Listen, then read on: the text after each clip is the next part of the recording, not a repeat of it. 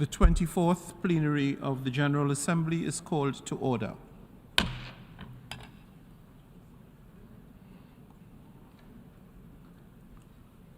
The General Assembly will consider Agenda Item 38, entitled Necessity of Ending the Economic, Commercial, and Financial Embargo imposed by the United States of America against Cuba. The report of the Secretary General has been circulated in document A/78/84.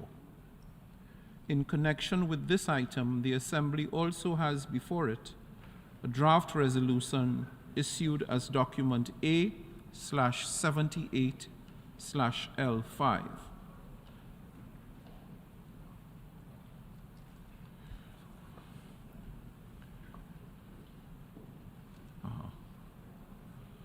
I now give the floor to the distinguished representative of Singapore, speaking on behalf of the Association of Southeast Asian Nations.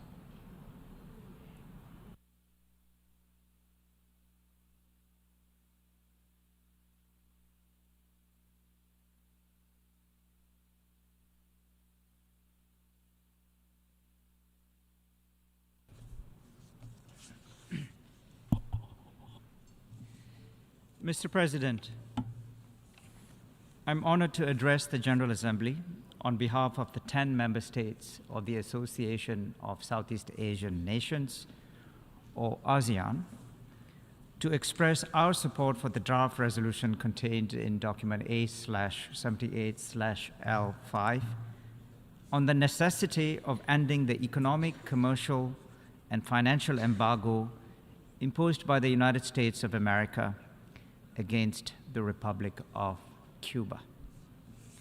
ASEAN also aligns itself with the statements to be delivered later by Azerbaijan on behalf of the non-aligned movement and by Uganda on behalf of the Group of 77 and China. Mr. President, the General Assembly has consistently adopted this resolution by an overwhelming majority since it was tabled in 1992.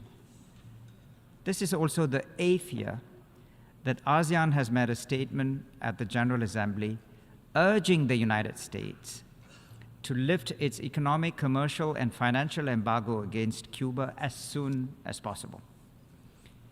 Each year, almost all member states, including ASEAN, have stood for the principles enshrined in the UN Charter, namely sovereign equality, non-interference, and non-intervention. We have also reiterated that differences between states should be resolved through dialogue and engagement, not confrontation or isolation. The Secretary General's reports, the latest of which is contained in document A/78/84, continue to document the severe and punishing impact of the United States embargo against Cuba. 6 decades of the embargo have cost Cuba trillions of dollars.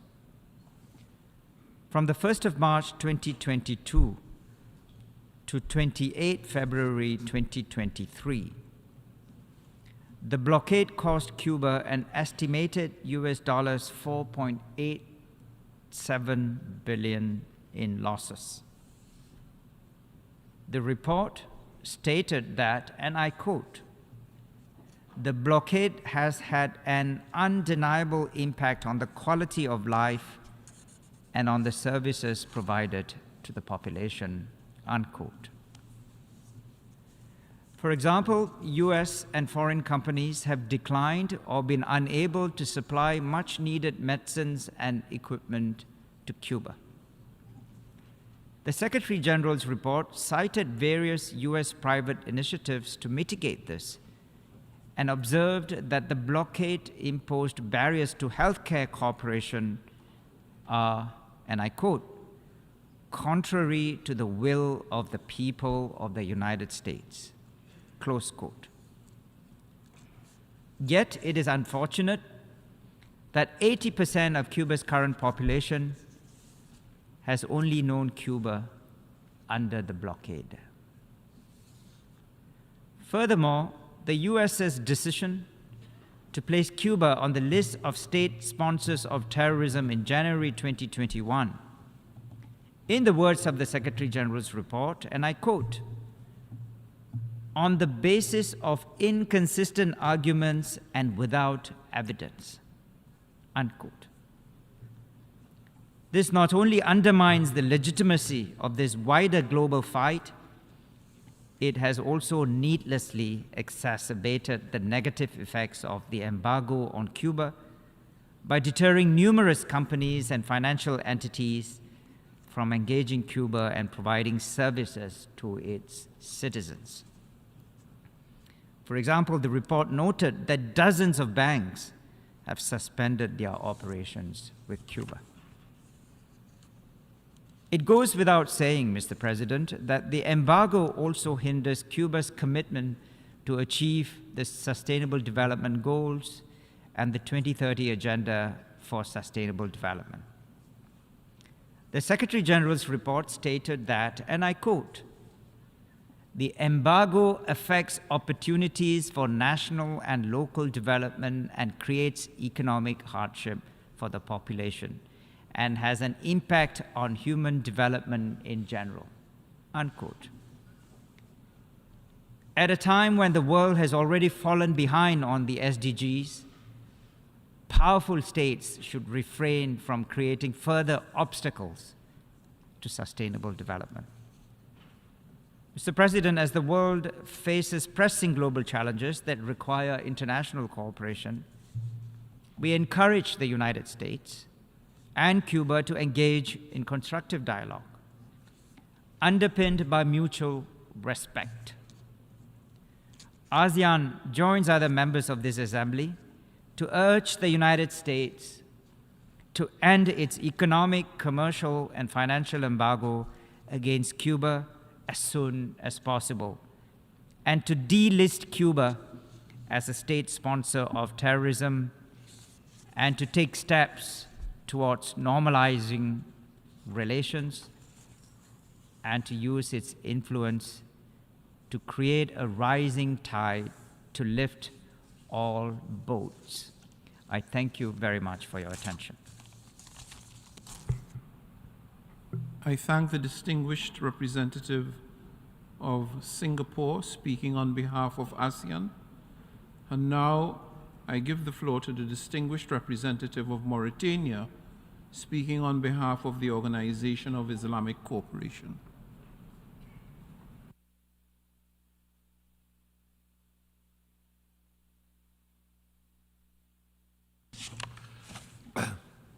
Mr. President, I have the honor to deliver the statement on draft resolution A/78L5 entitled Necessity of Ending the Economic, Commercial, and Financial Embargo Imposed by the United States of America against Cuba on behalf of the member of the Organization of Islamic Cooperation, OIC. It is particularly concerning that the economic, commercial, and financial embargo against Cuba still remains in force after 6 decades. What is more critical is the fact during more than 30 years, the General Assembly has demanded unequivocally the end of the embargo by approving a draft resolution on the matter. Despite the overwhelming message the Assembly has sent on the previous occasion we have met, the embargo has not ceased but is stronger than ever. The embargo has only affected Cuba's commercial sector and national economic activities, but has also had disastrous humanitarian consequences for the Cuban population. The policy furthermore hinders the ability of other countries to invest in and trade with Cuba because of its extraterritorial effects. We are especially worried about how the impact of the embargo have exponentially increased after the inclusion of Cuba in the list of countries that allegedly sponsor terrorists. Due to this measure, banking operation as well as financial operation have become extremely difficult for Cuba, impeding this country to insert itself in the global supply chain.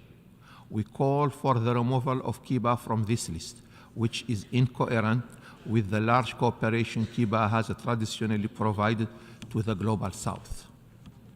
The embargo has a notable impact on the national health system, which is reflected in the difficulties encountered by national industry in purchasing the material need to preserve food and produce medicine and other products, given the existence restriction on Cuba against procuring goods containing more than 10% of United States component. The general situation remains a source of deep concern. We strive to work for the benefit of humankind and the well-being of our people. Our leader here at the United Nations agreed on the Sustainable Development Goals and committed to responding to the aspiration of the international community to ensure that no one is left behind. In that regard, the embargo against Cuba represents an obstacle to its people in achieving the Sustainable Development Goal and runs counter our commitment to achieve the 2030 Agenda for Sustainable Development. The ROC therefore joined the call of the overwhelming majority to end the embargo against Cuba. The ROC member states support draft resolution A/78/L5 and call on member states to vote in favor of it, as they have done in the previous years. Thank you. I should like to thank the distinguished representative of Mauritania speaking on behalf of the organization of the Islamic Conference. Before giving the floor to the next speaker, I would like to propose that the list of speakers for the debate on this item be closed in view of the large number of delegations inscribed on the list. Unless I hear any objection, I will take it that the Assembly agrees to close the list of speakers.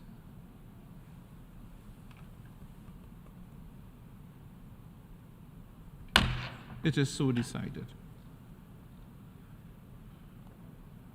I now give the floor to the distinguished representative of St. Vincent and the Grenadines, speaking on behalf of the Latin American and Caribbean states.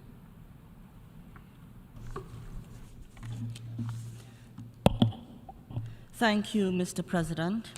I have the honor to speak on behalf of the members of the Community of Latin America and Caribbean states. CELAC welcomed the steps that were taken between 2015 and 2016 by Cuba and the United States to commence the process of normalizing their diplomatic relations, which began a new chapter in the history of peace and coexistence among nations of the Americas. However, we regret that the embargo remains a reality for the Cuban people and unquestionably continues to be the main obstacle of normal development in Cuba.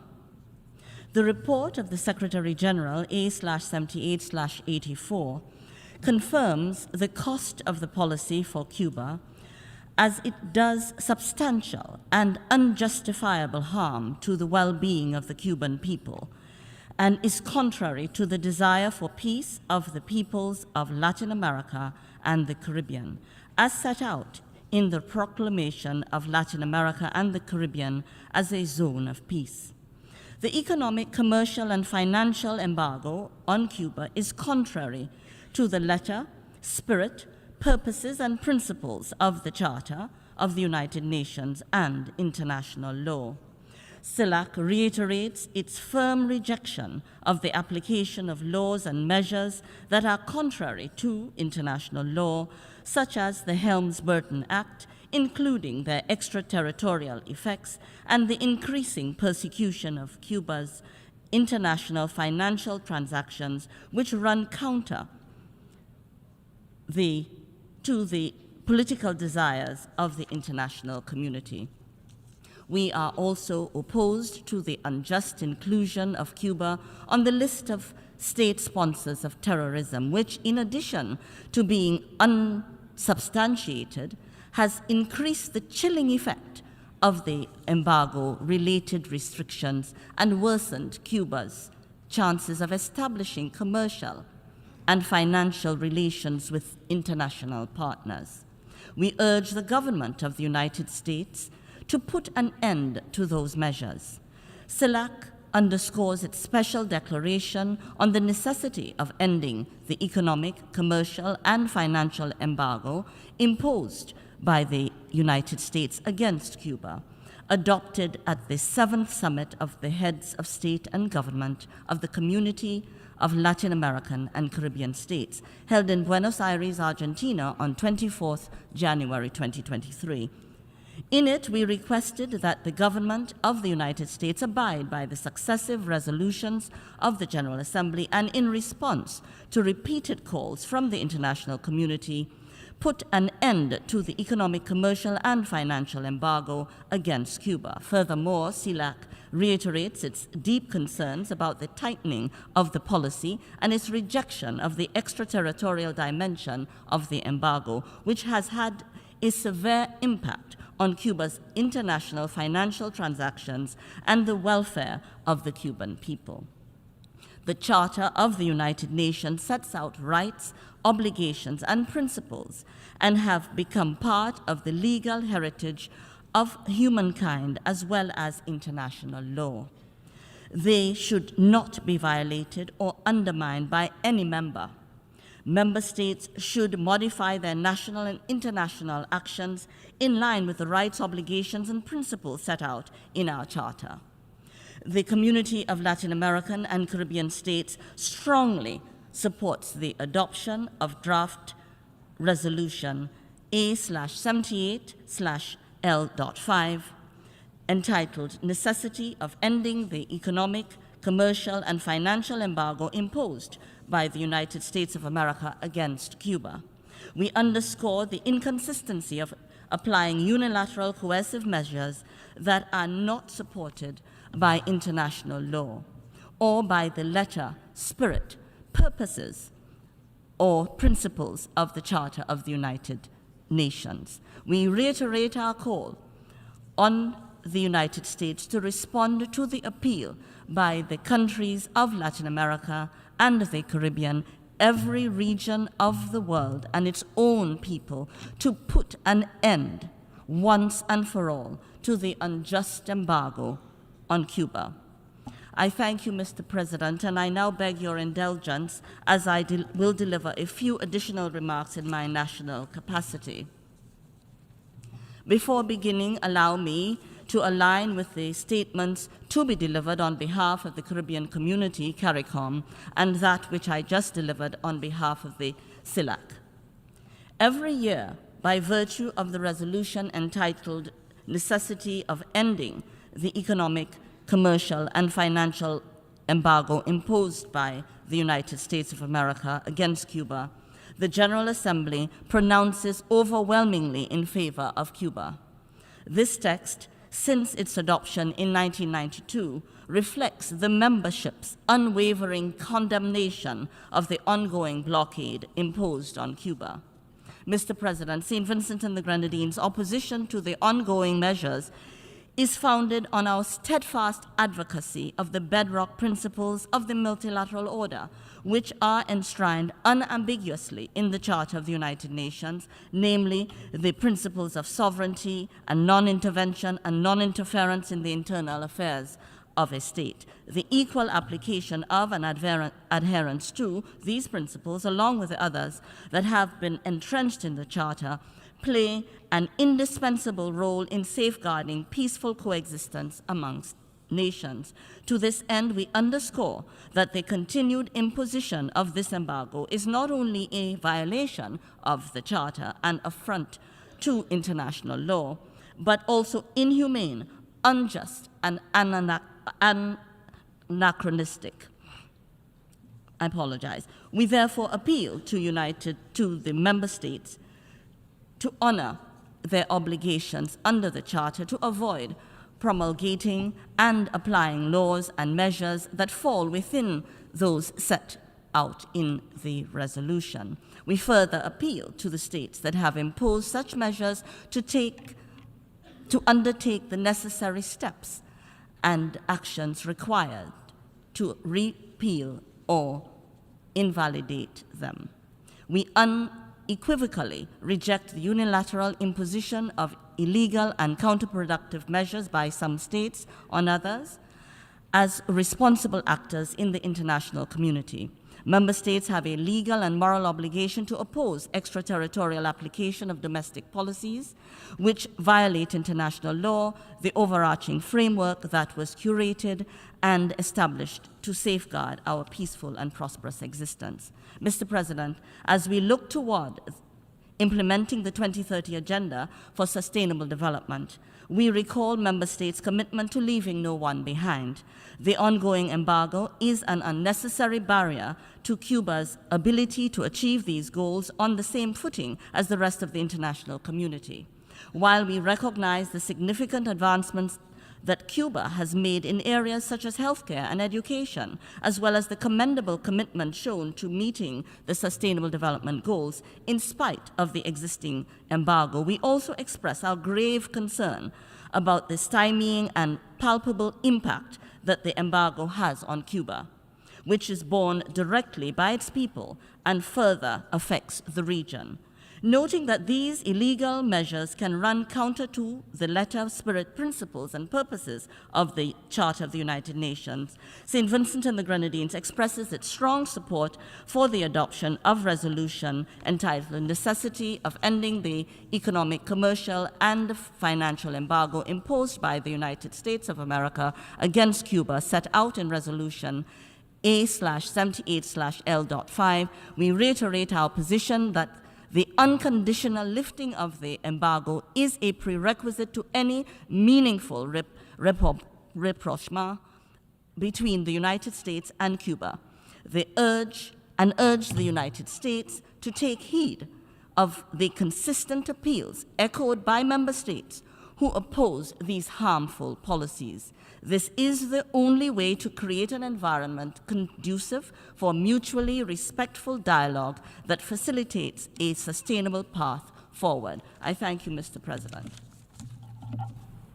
I should like to thank the distinguished representative of St. Vincent and the Grenadines speaking on behalf of CELAC, and I now invite the distinguished representative of El Salvador speaking on behalf of the Central American Integration System.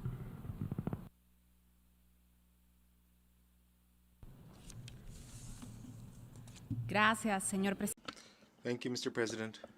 I have the honor of making a statement on behalf of the member states of the Integration System of Central America, SICA, Belize, Costa Rica, Honduras, Guatemala, Nicaragua, Panama, the Dominican Republic, and my country, El Salvador.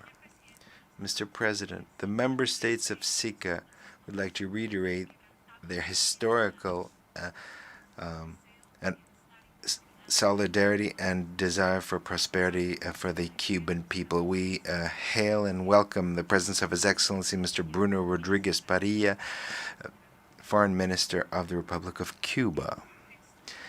In an international context that is complex, Cuba continues to be the target of an unjustified commercial, economic, and financial blockade that has for decades been an obstacle to its national project to sustainable development. During the COVID-19 pandemic, the inhumane character of this policy became clear. It damages the entire Cuban people.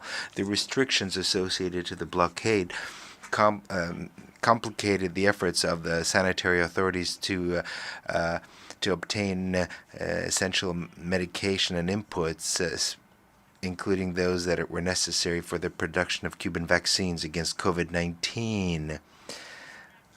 even the acquisition of medical oxygen in third countries was made more complex, which led to the deaths of many Cubans. In a similar way, also as a result of the application of the blockade, it is impossible for Cuba to acquire the necessary medication to treat childhood cancer. In the face of this situation, Cuban medical institutions must use the most harsh treatments against cancer patients. Children in Cuba who suffer from this kind of disease should not suffer as a result of this cruel and anachronistic policy. Mr. President, for the member states of SICA, it is regrettable that the impact of the multidimensional global crisis that has an impact on the energy, environmental, economic, and financial sectors, plus the accumulated impact of the pandemic, all this have not been sufficient reasons to lead to a change in policy and lead to an improvement in relations between the U.S. and Cuba. The arbitrary and unjustifiable inclusion of Cuba in the list of states sponsors of terrorism has only worsened the difficulties of Cuba in integrating the system of international commerce and conduct financial operations, leading to closure of contracts, loss of banking and other contacts, among other difficulties. This should cease immediately. The unfounded listing of Cuba as a terrorist country must cease. This has led to significant costs and incalculable consequences for the Cuban economy. It has worsened the impact of the blockade, especially for its people. With this in mind, we'd like to underscore the urgent need to reverse this measure, to help overcome the difficulties that the Cuban people are experiencing. In spite of the difficulties that Cuba has experienced for many years, we're grateful for its courageous and decisive support to the people of Central America and in every situation of disaster or other difficulties that we've encountered. We have only seen solidarity, warmth, and humanity from Cuba. The member states of SICA will support the adoption of the resolution on the need to put an end to the economic, commercial, and financial blockade imposed by the United States against Cuba, reiterating our adherence to the principles and purposes enshrined in the UN Charter and the norms of international law, including those pertaining to mutual respect and non-interference in the internal affairs of states. The member states of SICA maintain the hope that in a not-too-distant future, we will be able to adopt the resolution that brings us together, and that it will no longer be necessary to adopt this resolution that we have been adopting for the past 30 years, and that we will at least meet to celebrate the end of this unjustified situation that leads to the suffering of the Cuban people, to work for peace and to cooperate to find solutions to our common challenges. These are the purposes that guide the work of this organization. To put an end to the economic, commercial, and financial blockade against Cuba is the only way to create an inclusive present and future for everyone. Thank you very much, Mr. President. I should like to thank the distinguished representative of El Salvador, and I now invite the distinguished representative of Uganda, delivering on behalf of the Group of 77 and China, to take the floor.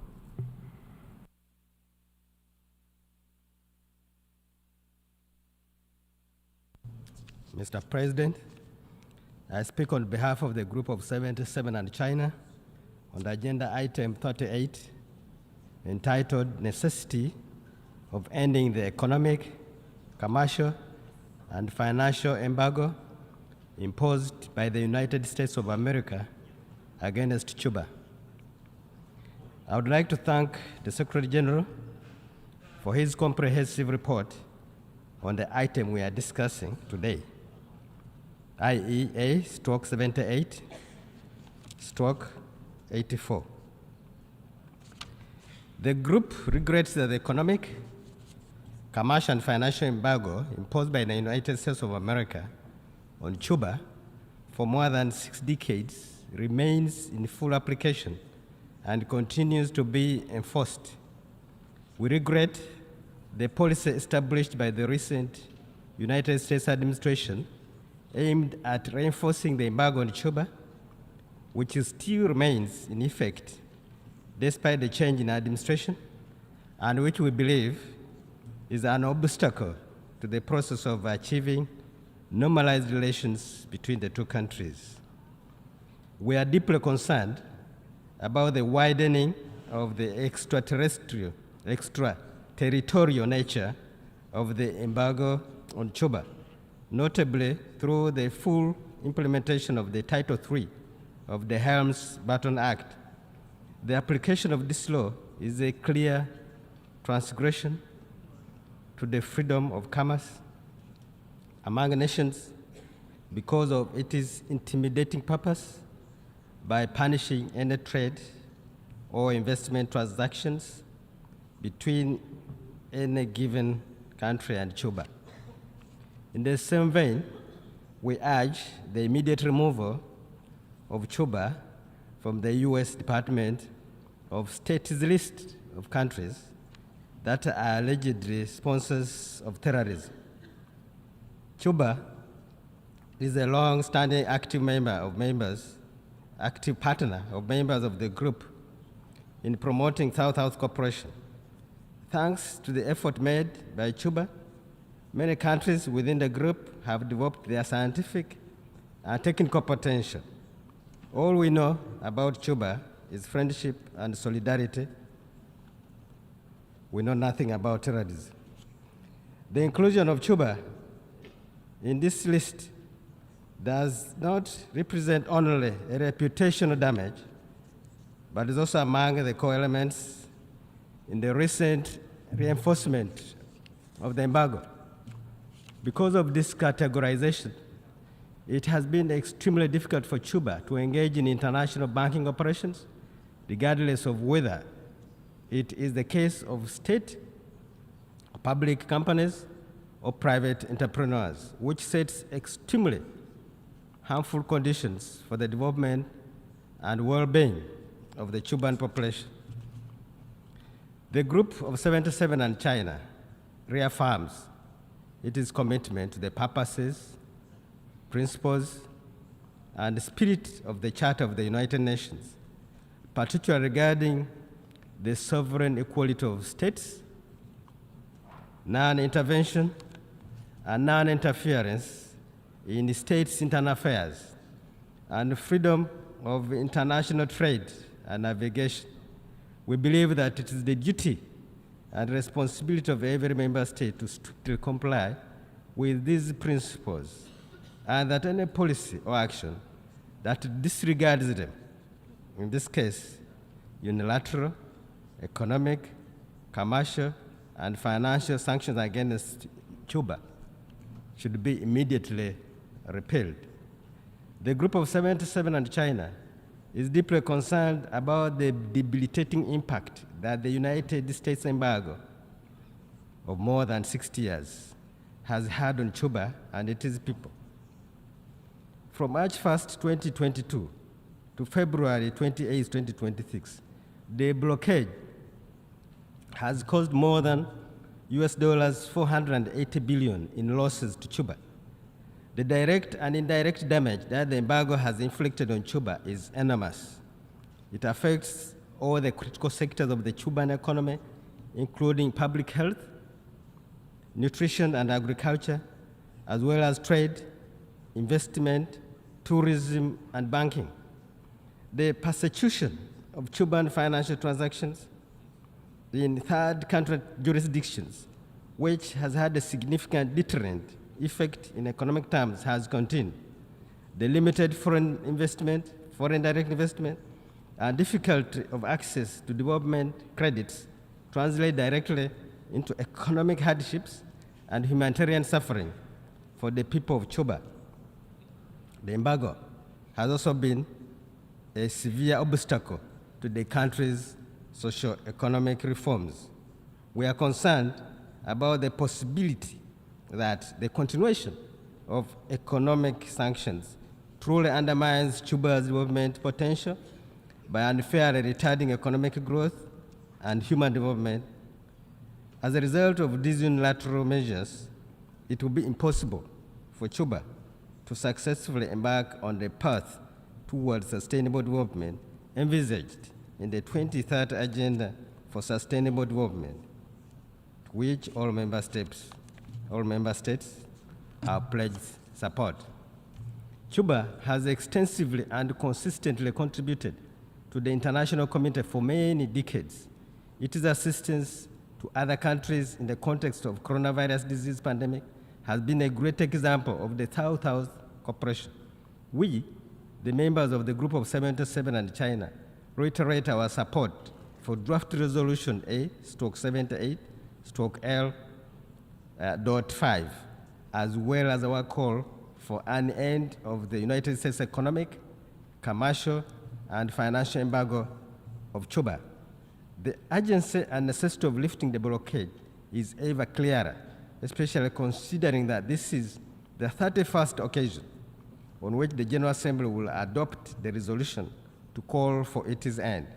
We therefore appeal to the international community to step up its efforts calling for the elimination of the embargo, not just to improve Cuba's prospects, but also to help all members of the global community in their quest to fully realize the economic and social development. I thank you, Mr. President. I should like to thank the distinguished representative of Uganda, and I now invite the distinguished representative of St. Lucia, delivering on behalf of the Caribbean community, to take the floor.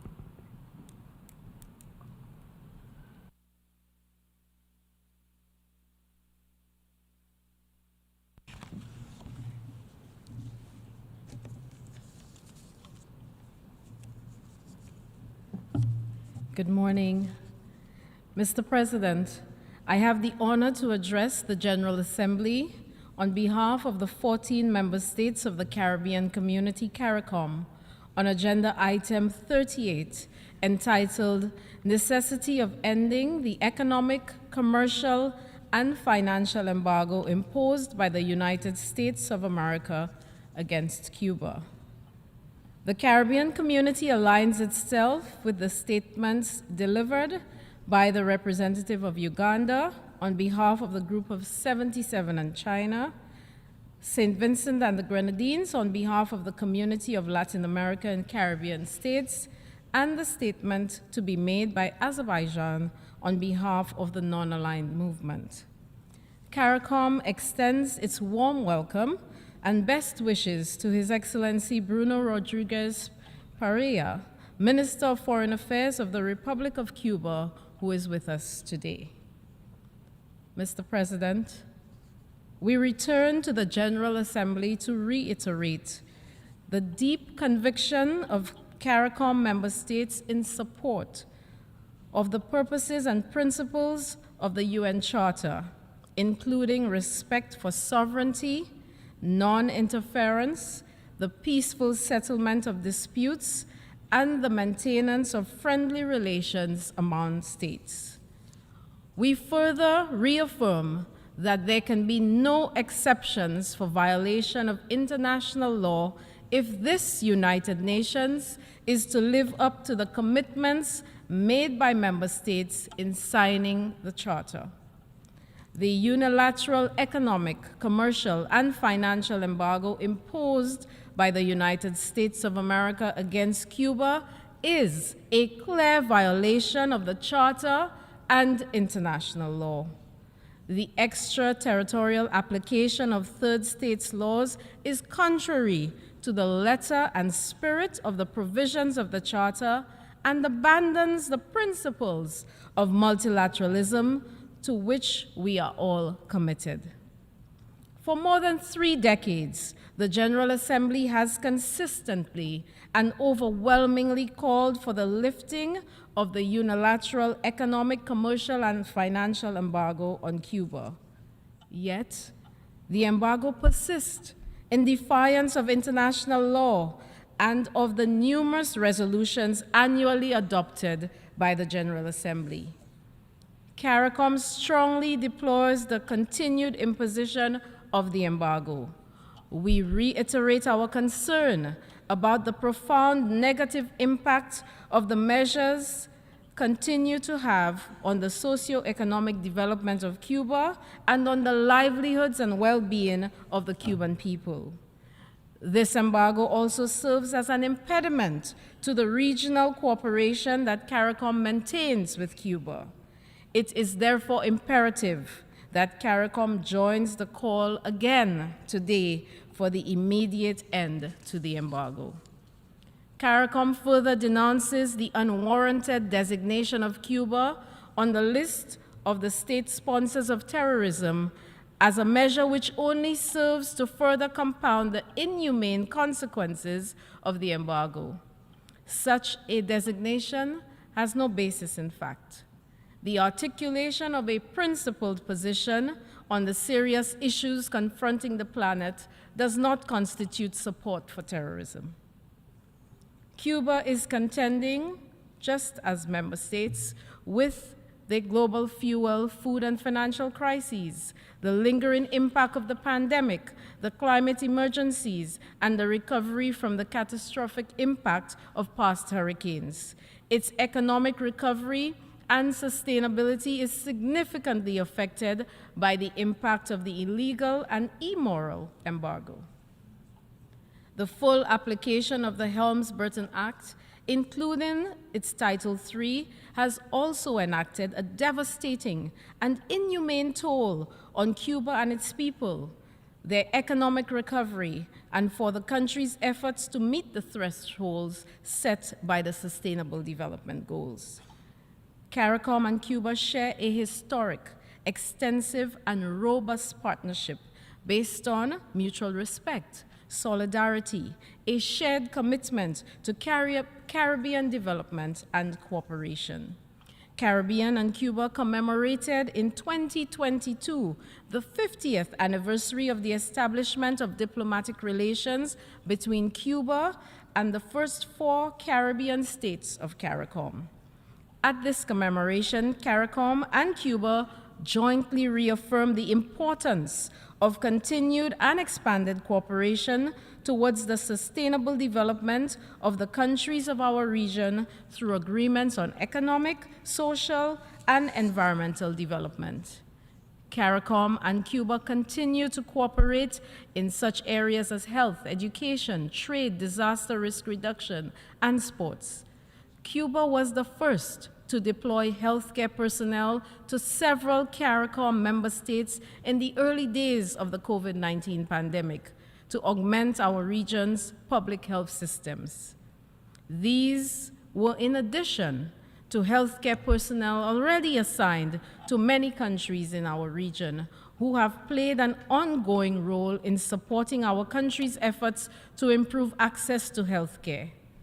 Cuba has also provided many tertiary and professional level scholarships, thereby supporting the human resource development of our Caribbean region. Mr. President, the close partnership between CARICOM countries and Cuba is an enduring model of what South-South cooperation can accomplish towards achieving the SDGs.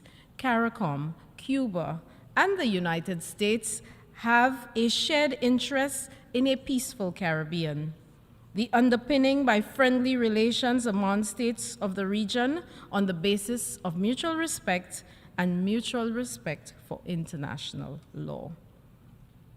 It is in that spirit that CARICOM urges the United States to join with the rest of the international community in its call for an immediate end to the embargo and to resume the normalization of relations with Cuba. CARICOM member states stand in full solidarity with Cuba and will support the resolution A/78/L5. Thank you, Mr. President. Mr. President, I would now like to make the following remarks in my national capacity. The government of St. Lucia reaffirms its sacred commitment to the purposes and principles of the Charter of the United Nations and to the principles of the sovereign equality of states, non-intervention and non-interference in the internal affairs of states, as well as the peaceful coexistence among nations. St. Lucia strictly adheres to the international legal doctrine of the exercise of sovereignty by member states in its lawful interest and its freedom to engage in commercial activity, trade, or economic cooperation. Accordingly, this long-standing matter of the unlawful economic, commercial, and financial embargo imposed by the United States against Cuba continues to be of significant concern to the government and people of St. Lucia. We are of the view that our countries must continue to act collectively if we are to successfully address the current global challenges. The importance of these close ties between Cuba and our wider region was expressed by the Secretary General of the Caribbean Community last May, when she emphasized the great value of the strong and enduring bond between CARICOM and Cuba and the excellent spirit of cooperation that has been of great assistance to us both bilaterally and regionally. In this context of regional cooperation, St. Lucia reiterates its deep appreciation for the support provided by Cuba to our National Health Service from the onset of the coronavirus pandemic. We also acknowledge Cuba's provision of medical personnel and medicines to support our health systems in many nations, including which were hardest hit by the virus. It should be emphasized that Cuba's assistance to and cooperation with St. Lucia in health and other sectors like education predates the coronavirus pandemic by many decades. The people of St. Lucia and the people of Cuba have enjoyed a warm, deep, and sincere friendship from our independence since 44 years ago. It continues to be evident that the obstacle of the punitive economic embargo faced by our sister state of Cuba for over half a century remains a severe and unjust hardship on the people of Cuba. St. Lucia remains in full compliance with its international obligations enshrined in the UN Charter not to promulgate any law, legislation, or measure, or take any other action that would infringe on the sovereignty of a state or its lawful national interest, or that would inhibit the freedom of commercial activity, trade, and economic cooperation. From a regional perspective, it is to be recalled that the Caribbean heads of government at their 45th regular meeting last July reiterated their call for the lifting of the unjust financial, economic, and commercial embargo against the government of Cuba and the people of Cuba. Accordingly, the government of St. Lucia reiterates its support for the successive General Assembly resolutions in which the General Assembly has called for an end to the economic, commercial, and financial embargo against Cuba. We fully support the draft resolution before us today. The unselfish assistance of Cuba to St. Lucia, the wider Caribbean, and globally in furtherance of regional socio-economic development and sustainability is legendary and is wholly consistent with the values and aspirations of cooperation among countries in the global South. Such cooperation should be heralded, not impeded. The government of St. Lucia expresses our hope that the persistent resolution on this question is respected as the will of the overwhelming majority of the nations of the world. The deep fraternal bond that characterizes the relationship between St. Lucia and Cuba transcends boundaries, language, and ideologies. The indomitable spirit of the Cuban people remains an inspiration, and we reaffirm our fervent call to end this embargo. St. Lucia will always stand with Cuba on this matter. Thank you, Mr. President. I should like to thank the distinguished representative of St. Lucia, and now I invite the distinguished representative of Eritrea speaking on behalf of the group of friends of the Charter.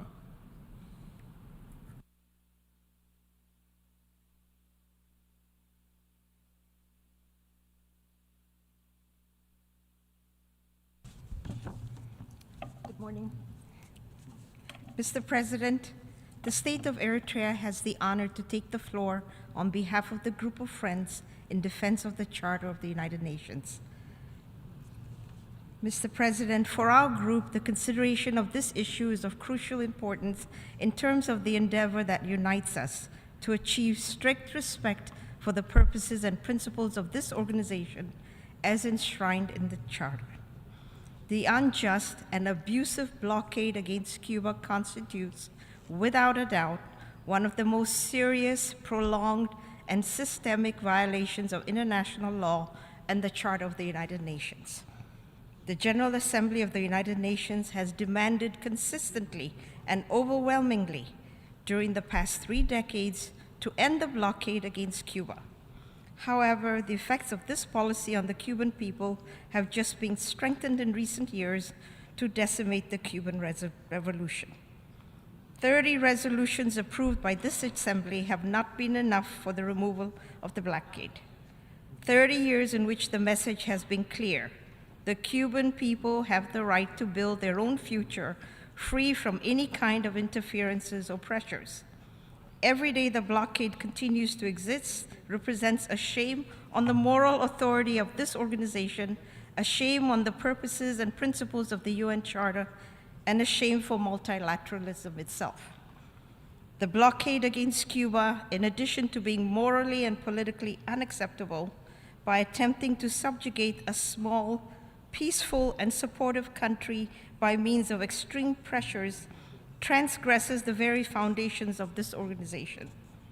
Mr. President, Article 1 of the UN Charter states as one of its purposes, and I quote, to develop friendly relations among nations based on respect for the principle of equal rights and self-determinations of peoples, unquote.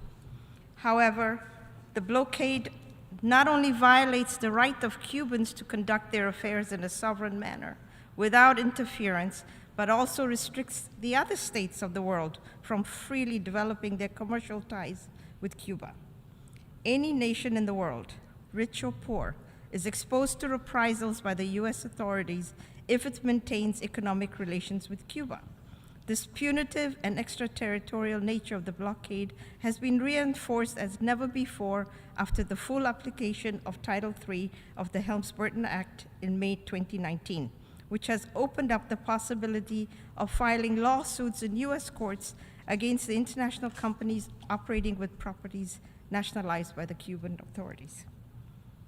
Being a fundamental piece in the declared purpose of successive governments of the United States to undermine the social project of the Cuban Revolution, the blockade threatens the political independence of Cuba, which is contrary to what is advocated in Article 2 of the Charter on relations among members of this organization.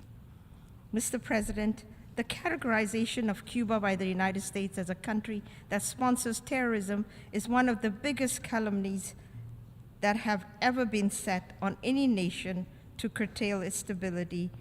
Cuba exports solidarity, not violence.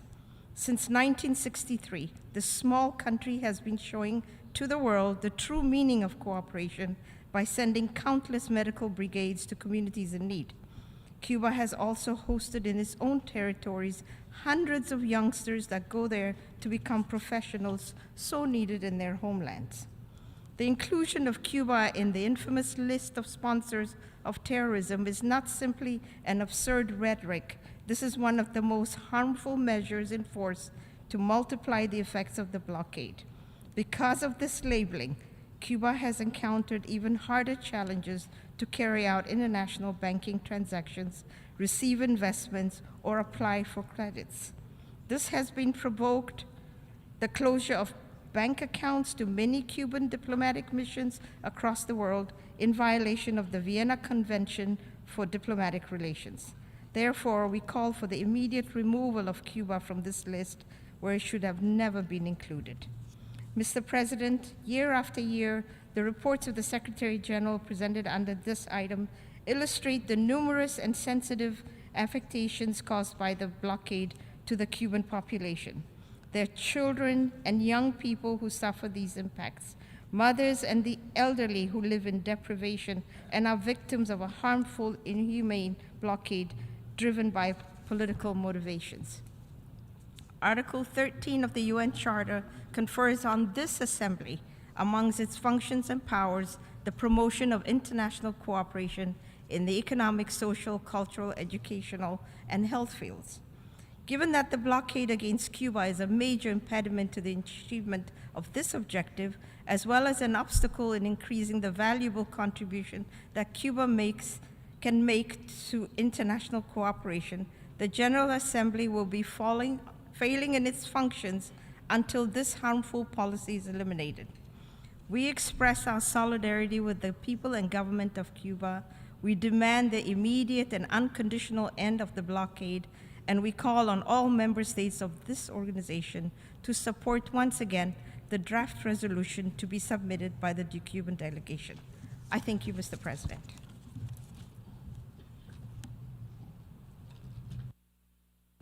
I thank the distinguished representative of Eritrea and now give the floor to the distinguished representative of Azerbaijan on behalf of the non-alignment movement.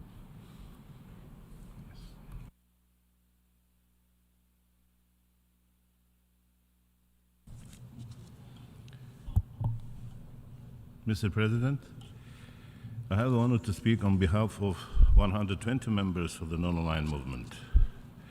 At the outset, we would like to acknowledge the presence of and extend our warmest welcome to His Excellency Mr. Bruno Rodriguez Parilla, Minister of Foreign Affairs of the Republic of Cuba. We are also grateful to the Secretary General for his report on this important issue contained in document A/78/84.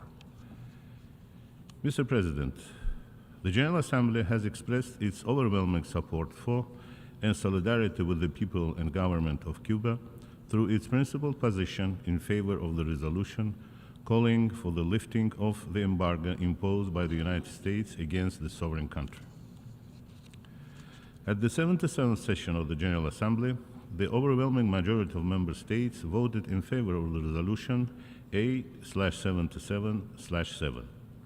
In this regard, the non-aligned movement reiterates its strongest opposition for the promulgation and imposition of unilateral coercive measures that are not authorized by the relevant organs of the United Nations and that are inconsistent with the principles of international law or the Charter of the United Nations, given their extraterritorial implications and illegal character.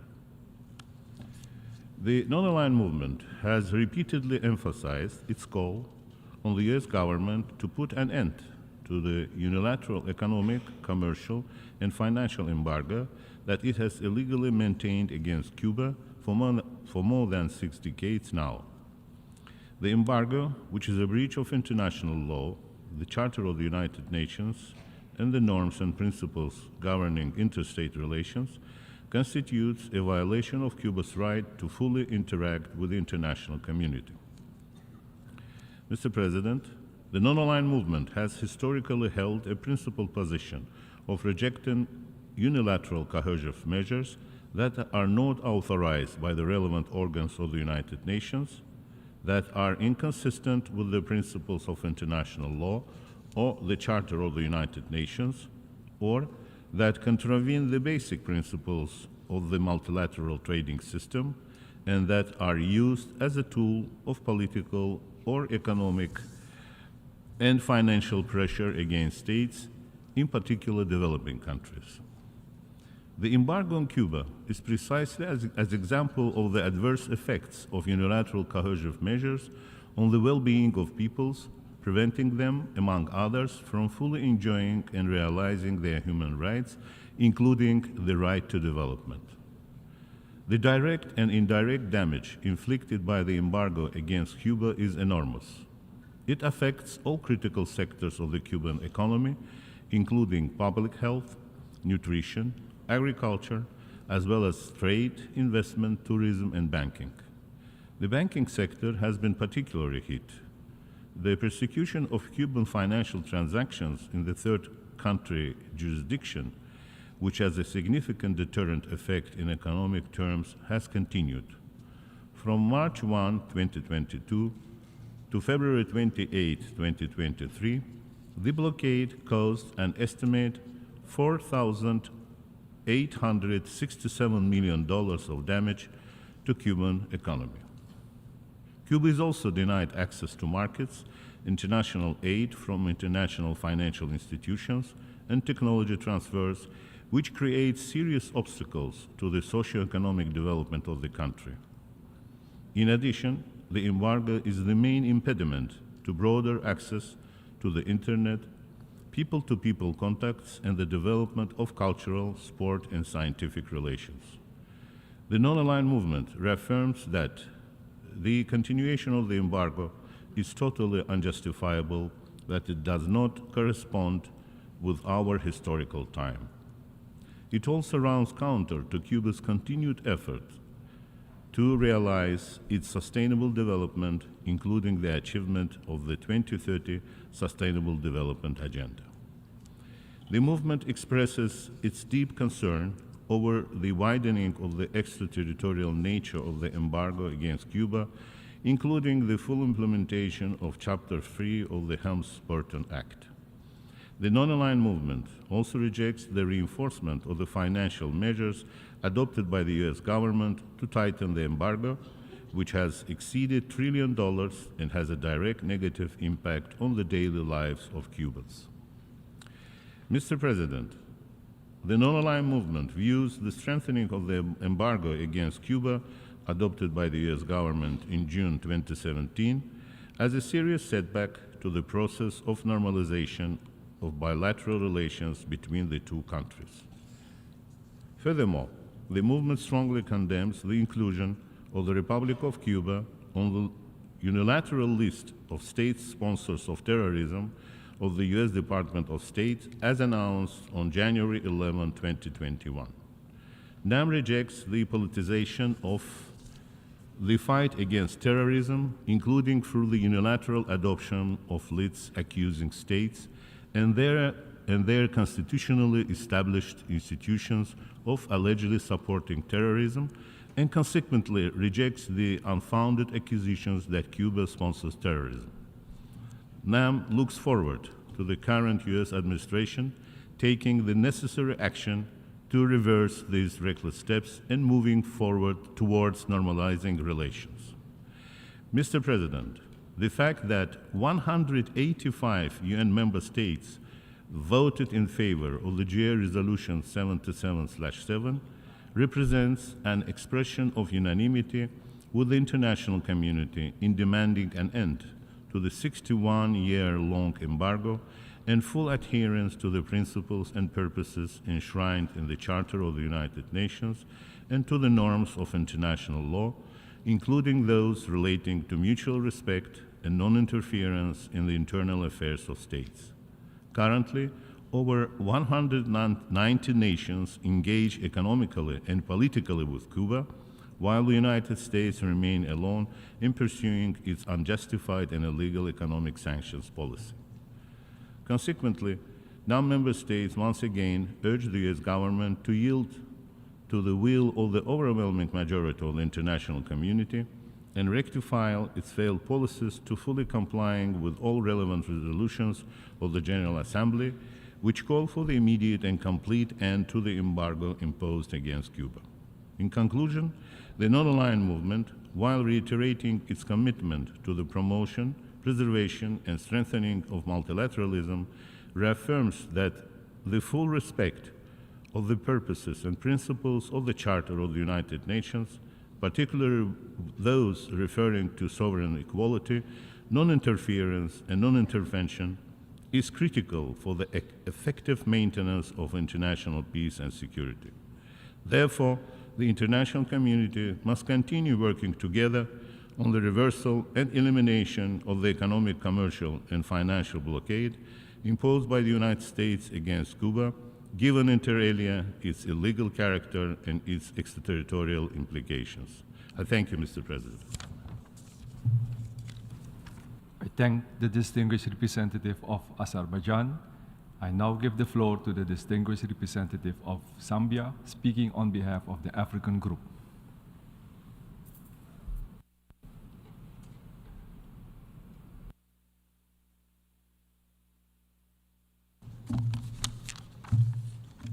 Thank you, Mr. President. I have the honor to deliver this statement on behalf of the Group of African States on the agenda item entitled Necessity of Ending Economic, Commercial, Financial Embargo Imposed by the United States of America against Cuba. This matter continues to be of great importance and concern to the Africa Group, and indeed to Africa as a whole. For the 14th time, our heads of state and government at the 36th ordinary session of the AU Assembly held in February reiterated their position calling for the lifting of sanctions on Cuba's people and government. The African Group reiterates its position that the illegal sanctions, particularly the implementation of Title III of the Helms-Burton Act, are the main obstacles to Cuba's realization of the 2030 Agenda for Sustainable Development.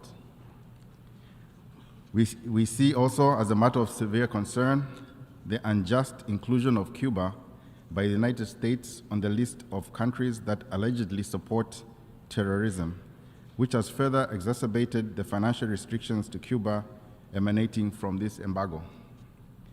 This inclusion, Mr. President, has no real basis. We therefore call for the removal of Cuba from this list. As Africa has consistently been concerned about Cuba's dilemma because of the importance it attaches to the achievement of the objectives of the 2030 Agenda. As a responsible member of the international community, Cuba has made numerous positive contributions over the decades to Africa and many other states and peoples of the world. The adoption of the annual resolution to end Cuba's blockade by the United States has for 30 years now, represented a call to all countries. The African Group will continue to reaffirm its full support for the draft resolution and further wishes to express its regret about the setback in the bilateral relations between Cuba and the United States. We call on the United States government to work towards restoring positive relations and lifting the long-standing blockade imposed on the people and the government of Cuba. The Africa Group wishes to reiterate that it will remain firm in its principled position of total solidarity with Cuba, its people, and its government, while calling for the immediate end to the economic, commercial, and financial blockade. Mr. President, the Africa Group supports this resolution. Thank you. I thank the distinguished representative of Zambia. I now give the floor to the distinguished representative of Mexico.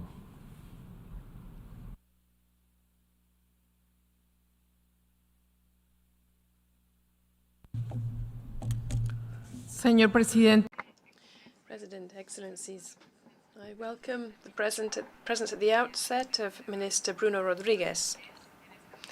A month ago, in this same chamber, the Mexican Foreign Minister Alicia Bárcena called for an end to abhorrent and unjustifiable situations.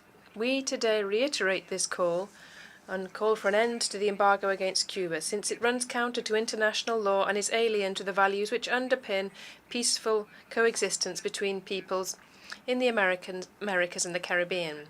Mexico categorically condemns the economic, commercial, and financial embargo imposed for over 6 decades against Cuba, as well as the decision to apply Title III of the Cuban Liberty and Democratic Solidarity Act, which has affected not only the sovereignty of the Cuban people, but also the national interests of third countries. Given the severe economic situation caused by the effects of COVID-19, the high prices of oil, and the consequences of natural disasters, it is vital to bring an end to this blockade. Only thus can we reverse the difficult economic and social situation faced by the Cuban people and take a decisive step towards consolidating a hemisphere which is more prosperous and competitive, but above all, more just and peaceful. In the same vein, Mexico, my country, deems the inclusion of Cuba on the list of state sponsors of terrorism by the United States State Department to have caused incalculable negative consequences for the Cuban economic and social development. Restrictions upon exports, the elimination of specific commercial benefits, encumbrances to humanitarian assistance, and obstacles in obtaining loans from international financial institutions are all unjustifiable and unjust measures which must be suspended. President, as said by the President of Mexico, Andrés Manuel López Obrador, the relationship with Latin America and the Caribbean is a priority for the Mexican government. We have therefore worked assiduously to shore up the processes of integration, to open up dialogue, and to cooperate with countries of our region. Mexico reiterates the fact that in the relations between sovereign nations, any unilateral measure designed as a means of political pressure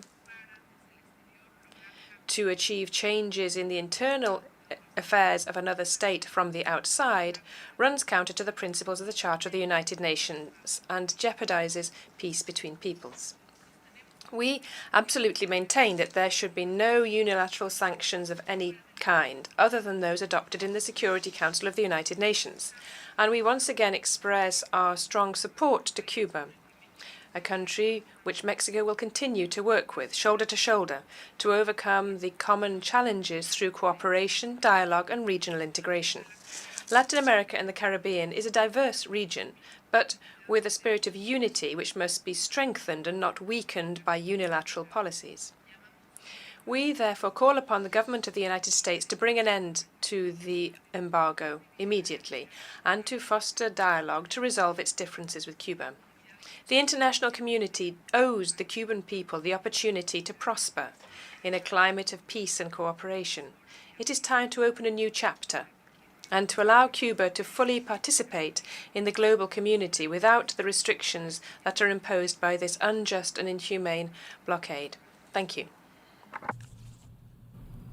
I thank the distinguished representative of Mexico. I now give the floor to the distinguished representative of Namibia.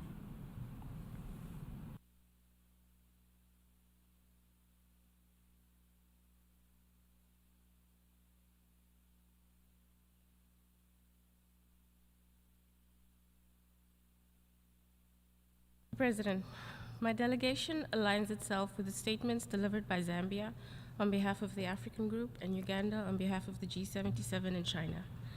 Namibia reaffirms its unwavering commitment to advocating for the lifting of the unjust embargo against Cuba, which has endured for over 6 decades. As a result of this, more than 80% of the country's current population was born under the blockade. It is imperative that the people of Cuba are granted their rightful access to a dignified life, unburdened by constraints that impede their nation's progress. Namibia stands in resolute solidarity with Cuba, persistently supporting its endeavors to end the economic and financial sanctions imposed by the United States. We strongly denounce the labeling of Cuba as a state sponsor of international terrorism by the American government and reiterate our long-standing call for its removal from this list, as such a categorization lacks justification. Cuba is viewed by Namibia, along with many other nations worldwide, as a proponent of global peace and unity. This is most expressly felt in Cuba's bilateral actions, which exemplify goodwill, harmony, and a commitment to fostering international peace and cooperation. Your Excellencies, during the high-level week of the 70th session of the United Nations Assembly, His Excellency Dr. Hage Geingob, President of the Republic of Namibia, strongly denounced the economic, commercial, and financial blockade imposed by the United States on Cuba, and he once again urged the removal of the country from this unilaterally decreed list of state sponsors of terrorism. These inhumane sanctions pose a significant hindrance to the progress of development initiatives. His Excellency Dr. Guyana further emphasized that lifting these sanctions would enhance the Cuban populace's quality of life and foster economic and social advancement. We recognize that since 1992, the General Assembly has consistently voted in favor of resolutions urging the cessation of the embargo on the country. We firmly believe that the failure to implement these resolutions, including their previous iterations, fully will erode the principles of multilateralism and continue to contribute to undermining the credibility of the United Nations. Consequently, we call upon the international community to intensify their efforts towards realizing the objective of lifting the economic and financial embargo. Your Excellencies, the persistent economic blockade has created significant obstacles for the people of Cuba. Namibia continues to express deep concern and disappointment at the severe and inhumane treatment of Cuba. The ongoing economic blockade has led to the disruption of vital services, notably the supply of medical resources, which are essential for the well-being of Cubans and contributed adversely to the attainment for their developmental aspirations. Excellencies, the bond between Namibia and Cuba remains robust. Cuba was a steadfast ally to Namibia during our fight for independence. In this spirit, we pay tribute to our Cuban brothers and sisters for their courageous sacrifices that played a pivotal role in securing our freedom. In conclusion, Mr. President, Namibia once again reaffirms its unwavering support for the people of Cuba and their cause against the blockade. We encourage the United States to begin a dialogue with Cuba based on the equality of states and respect for sovereignty and independence. This, we believe, will pave the way for a new era marked by improved relations between the two countries, ushering a brighter future for both. My delegation will vote in favor of the resolution, just as we have in previous years. We look forward to the adoption of the draft resolution on the necessity of ending the economic, commercial, and financial embargo imposed by the United States of America against Cuba, with strong support from all delegations in furtherance of their commitments to the principles of the United Nations Charter and the spirit of leaving no one behind. I thank you. I thank the distinguished representative of Namibia. I now give the floor to the distinguished representative of the Bolivarian Republic of Venezuela.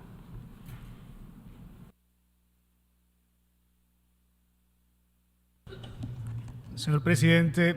Mr. President, the Bolivarian Republic of Venezuela is grateful for the convening of this plenary meeting to take up a topic to which our delegation attaches particular importance. We'd also like to convey our affectionate greetings to His Excellency Bruno Rodriguez Padilla, Minister of Foreign Affairs of the Republic of Cuba, who is here with us today. Our delegation also subscribes to the statements made by the delegations of Uganda, Azerbaijan, San Vincent and the Grenadines, and Eritrea. Mr. President, we have no doubt that this will be the 31st consecutive year that this General Assembly will reiterate its almost universal call in favor of the lifting of the economic, commercial, and financial blockade to which for over 60 years the Brethren Republic of Cuba has resisted with great courage, conscience, and a sense of patriotic unity, always keeping its head held high without bowing to blackmail or taking down its revolutionary banner.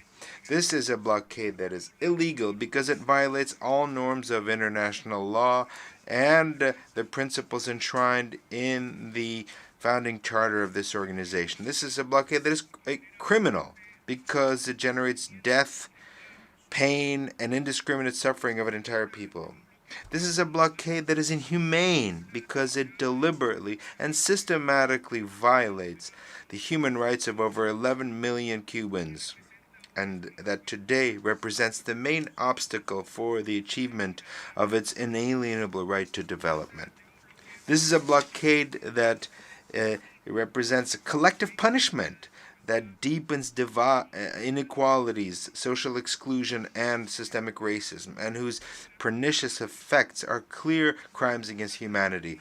This is a policy of maximum pressure to which no Cuban family is immune, and that could be compared to a declaration of war, given that this economic aggression, as is well known and has been amply documented, has an impact that is as destructive and lethal as those generated by conventional wars. This criminal blockade is also constitutes a policy of economic terrorism that, due to its extraterritoriality, affects any country or entity that seeks to maintain legally and in a sovereign fashion economic, commercial, or financial relations with the Brethren Republic of Cuba. While at the same time the blockade prevents the Cuban state from having access to the international financial system, as well as gaining credit facilities, financing facilities, including for its development. What it isn't, in spite of the affirmations of the U.S. government to try to justify its aggression, what it isn't is a simply bilateral matter or an embargo directed exclusively against Cuba, because this anachronistic and erroneous policy affects the entire international community. Even worse, this is a blockade that has been expanded and worsened in recent years after the activation of Title III of the Helms-Burton Law and the arbitrary inclusion of Cuba in a unilateral list that qualifies it as a supposed promoter of terrorism.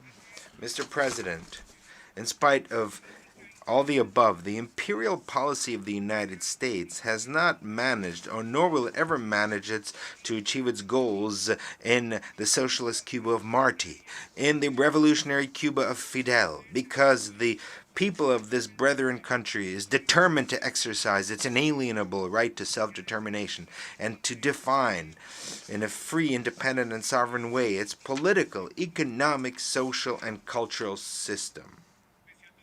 In spite of all the above, Cuba continues today to renovate its humanist mission and its spirit of cooperation and solidarity by providing support and technical assistance in a disinterested way to a large number of countries, including Venezuela, in various areas such as education, sports, health, culture, and many others. Cuba has taught us, not by preaching, but by its actions, the true meaning of solidarity. To give what we have plenty of, but what we lack. It is difficult for today's generation to forget the contributions of the dozens of brigades of Cuban doctors that were deployed for many years at over 35 countries in Africa, Latin America, the Caribbean, the Middle East, and Europe to save the lives of millions of people during the recent COVID-19 pandemic.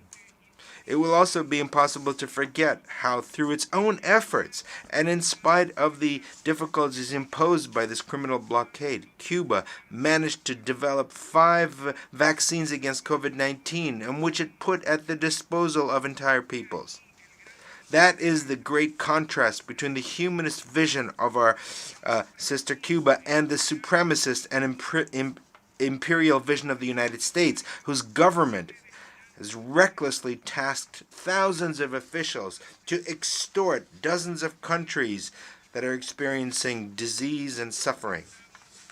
We have to ask ourselves how much more Cuba could give us, how much more it could offer to expand its international cooperation if all the hurdles that have been imposed on it illegally in an arbitrary way over the past 60 years would have been lifted. How many more resolutions does this General Assembly have to adopt so that an end is put to this criminal blockade? Perhaps we haven't understood well enough that today's world doesn't need any more blockades or unilateralism. Mr. President, the obsolete, unjust, illegal, and cruel policy of asphyxiation imposed by the United States against Cuba through this illegal blockade represents a system of unilateral coercive measures that is the most unjust, severe, and prolonged that has ever been applied against any country in modern history. According to official figures, over these past 6 decades, the blockade has resulted in losses that exceed $159 billion, to which is to be added an unimaginable human cost. All this is mentioned in the most recent report of the Secretary General. This is a true crime that affects all of us equally, because this is a denial of political, economic, and cultural diversity of this planet. It's a denial of our right to national sovereignty. Even worse, this is an attack against an entire system of international relations with which Washington is seeking to impose its dominion on the rights of hundreds of countries. So I would like to make an appeal that we must demand that the government of the United States respect the Charter of the United Nations, respect international law, and that it put an end to any measure that threatens international peace and security, including the criminal application of blockades and other arbitrary and unilateral measures, such as the inclusion of Cuba in a list in which it should never have been listed, and even today categorizes it as a supposed promoter of terrorism, when in fact, in reality, and in fact, it is the government of the United States that not only promotes this despicable scourge, but in fact protects and even offers safe haven to its perpetrators. Mr. President, the time has come that once and for all, the clamor of the immense majority is heeded. A majority that in unison demands the immediate and definitive end to all misleadingly named sanctions regimes, including the embargo imposed against Cuba. It is time to put an end to double standards and the application of international justice, and in promotion of the rule of law and in protection of human rights.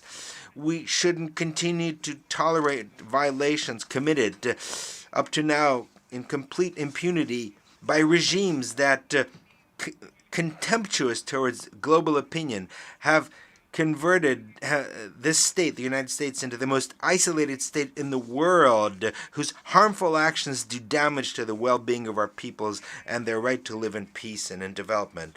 Mr. President, when tomorrow the draft resolution contained in document A/78/L5 will be submitted for consideration, our country will not be able to vote in favor of this text due to precisely the application of a criminal blockade imposed illegally against Venezuela by the United States. However, we strongly and decisively support this draft resolution and would like to conclude our intervention to vote massively in favor of this draft, to vote in favor of this document, whose operative paragraphs we hope will lead to concrete actions that will lead to an urgent lifting of the blockade, is to vote in favor of the independence of Cuba.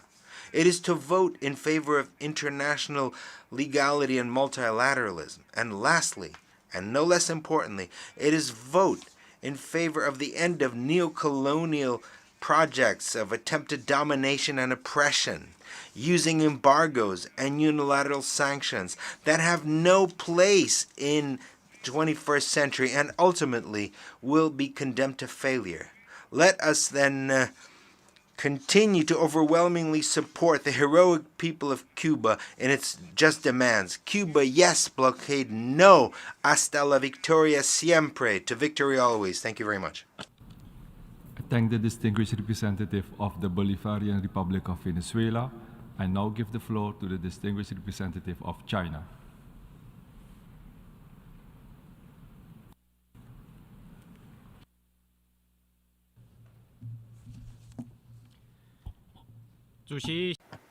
Mr. President, China welcomes Foreign Minister Rodriguez to today's meeting and aligns itself with the statement made by the representative of Uganda on behalf of G77 and China. The midterm review of the 2030 agenda was conducted this year. at the SDG Summit, world leaders called on the international community to strengthen unity and cooperation, take urgent actions to accelerate the implementation of the Sustainable Development Goals so that no country or person is left behind. However, the United States and a few Western countries have engaged in unilateralism, protectionism, and bullying, and refused to fulfill their ODA commitments. They have instead spent large amounts of money on purchasing and exporting weapons, fueling geopolitical conflicts. Many developing countries are faced with an increasingly worsened external environment. The imposition of unilateral coercive measures against Cuba and other countries by the United States constitute a violation of the purposes and principles of the UN Charter.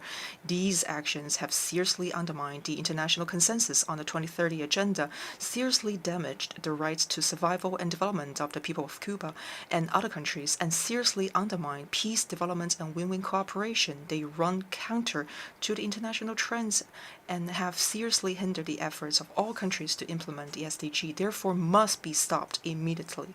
Since 1992, for over 30 consecutive years, the UNGA has passed the resolution on ending the economic, commercial, and financial embargo imposed by the United States of America against Cuba. With an overwhelming majority, the resolution urges all countries to abide by the UN Charter and the norms of international law, and to revoke or abolish any laws and measures that has extraterritorial implications, which affect the sovereignty of other countries and the legitimate rights and interests of entities and individuals within their jurisdiction, and the freedom of trade and shipping. These represent the just call and strong desire of the international community, which must be effectively implemented. According to relevant statistics, the over 6-decade-long U.S. embargo has caused a cumulative loss of nearly $160 billion to Cuba, affecting areas that touches upon people's livelihoods such as fuel, food, daily necessities, medicines, resulting in serious humanitarian disasters. From March 2022 to February 2023 alone, the embargo has caused losses of $4.867 billion, equivalent to 3 years of food rations for the entire Cuban people. These facts and figures are alarming, and the international community must not turn a blind eye on this and should condemn them with one voice. It is gratifying to see that the government and people of Cuba have never succumbed to the unilateralism and hegemony of the United States. Despite the tremendous pressure and huge losses caused by the embargo, active efforts are still being made to promote global solidarity and international cooperation. This year, Cuba has played a leading role in promoting South-South cooperation while serving as the chairman of G77 and China. It has also successfully hosted the G77 and China Havana Summit and has helped build important consensus for developing countries to work together in coping with multiple challenges. China deeply appreciates these efforts. Mr. President, all countries in this world formed a community with a shared future. China has always advocated for respecting the rights of countries to independently choose their social systems and development paths, maintaining the international order based on international law, defending international fairness and justice, and opposing the use of military, political, economic, or other means to impose unilateral coercive measures on other countries. China strongly urges the United States to immediately and comprehensively lift its economic, commercial, and financial embargo against Cuba, and to develop normal relations with other member states in accordance with the purposes and principles of the UN Charter and the basic norms governing international relations, as this is in line with the common interest of the people of both the United States and Cuba, and is also conducive to regional peace and stability. China will once again vote in favor of the draft resolution submitted by Cuba under this agenda item. I thank you, Mr. President. I thank the distinguished representative of China. I now give the floor to the distinguished representative of South Africa.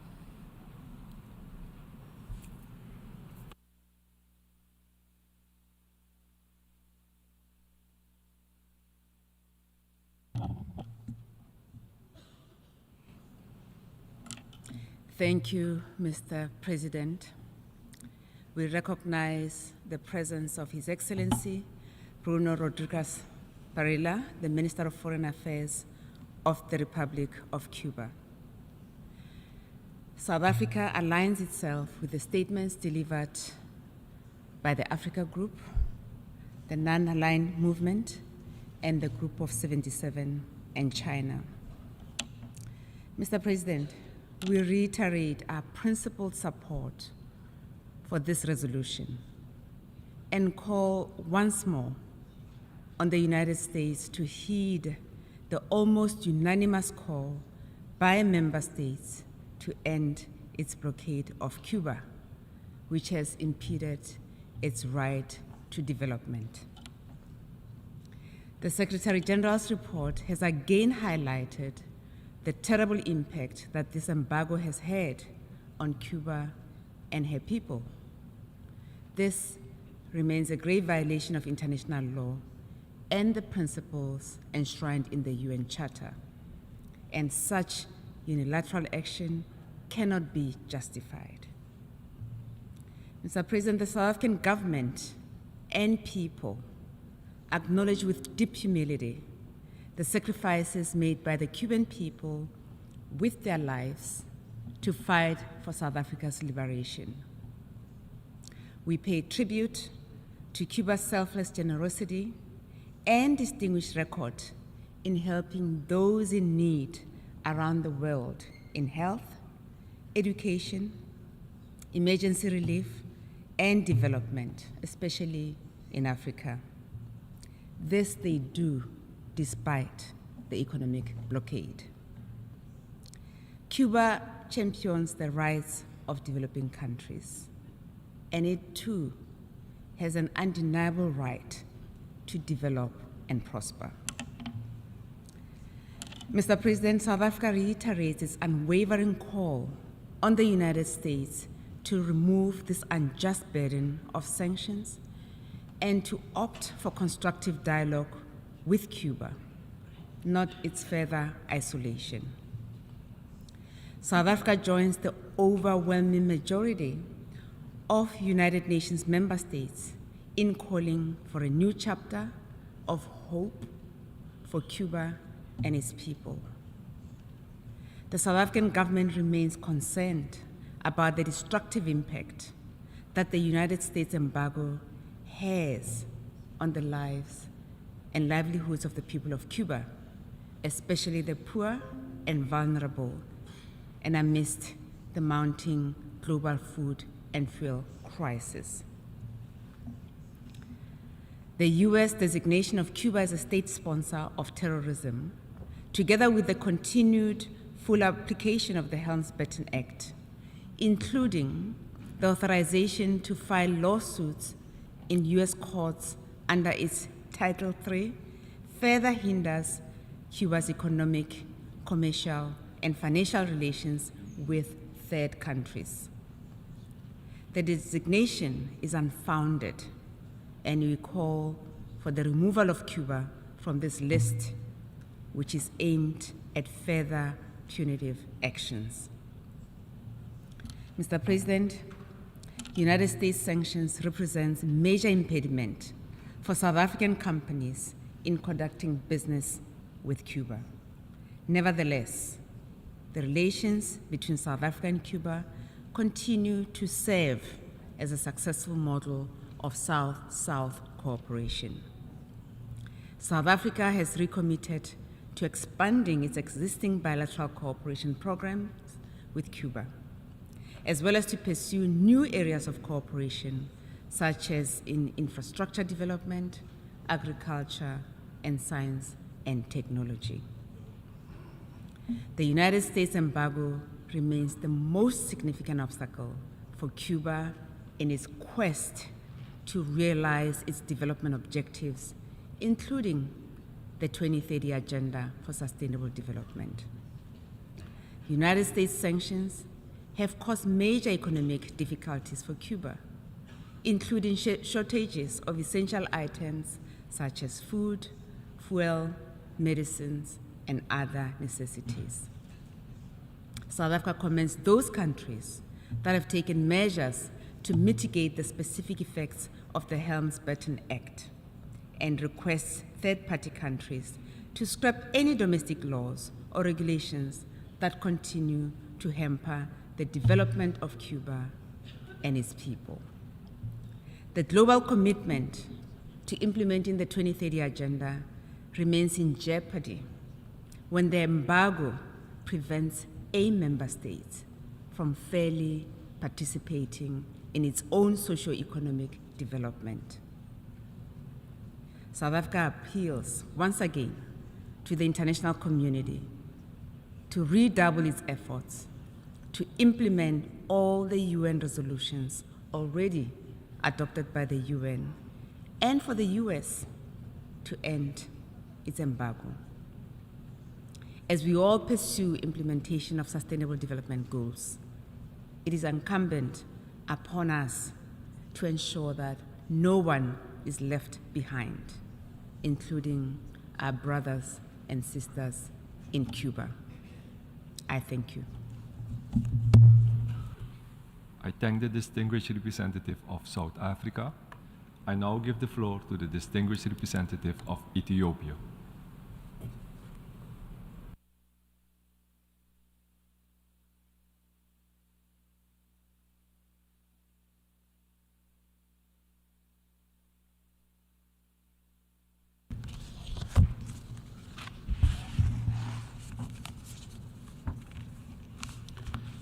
Thank you, Mr. President. Ethiopia and its self statement delivered by Uganda on behalf of Group of 77 in China. Azerbaijan and Zambia on behalf of Non-Aligned Movement and the Group of African Group. Unilateral coercive measure constitutes a flagrant violation of the principles of national law as set forth in the UN Charter and the subsequent resolutions.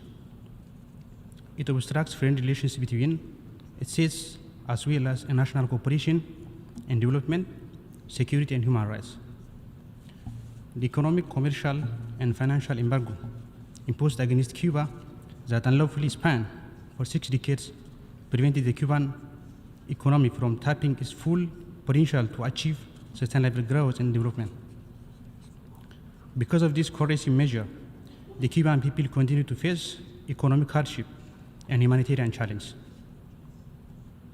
And the world couldn't benefit from the Cuba scientific advancements and its achievement in various fields.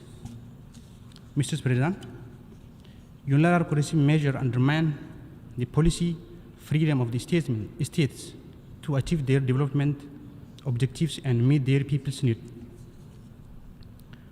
States subject to such measures put a disadvantage in their efforts to overcome challenges, including climate change, socio-economic crisis, pandemics, and transnational security threats. Even with their admirable level of resilience, the unilateral embargo and additional coercive measures imposed on Cuba have caused heavy toll on the well-being of the Cuban people. Ethiopia reiterates its call for lifting of this embargo. Finally, Ethiopia also encourages the open and constructive dialogue between the United States and Cuba, which we believe paves the way for the swift lifting of the embargo. I thank you, Mr. President.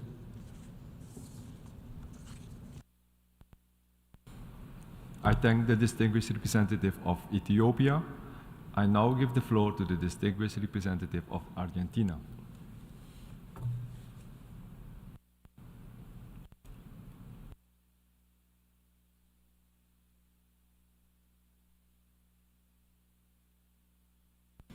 Muchas gracias, señor.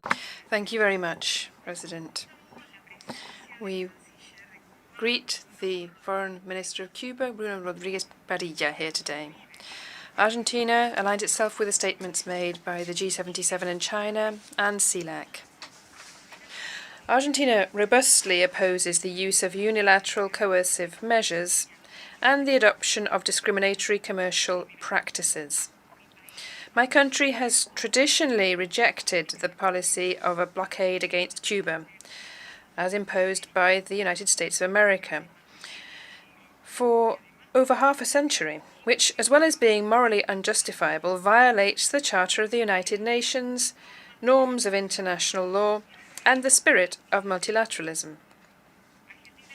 Argentina renews its absolute commitment to the principles of the sovereign equality of states, non-intervention in internal affairs, and freedom of international commerce and navigation. The blockade is immoral, unjust, and illegal. President, let me be clear. The perpetuation of the blockade against Cuba is inadmissible. Year upon year, this General Assembly calls practically unanimously for the necessity of bringing an end to this blockade. It is very clear.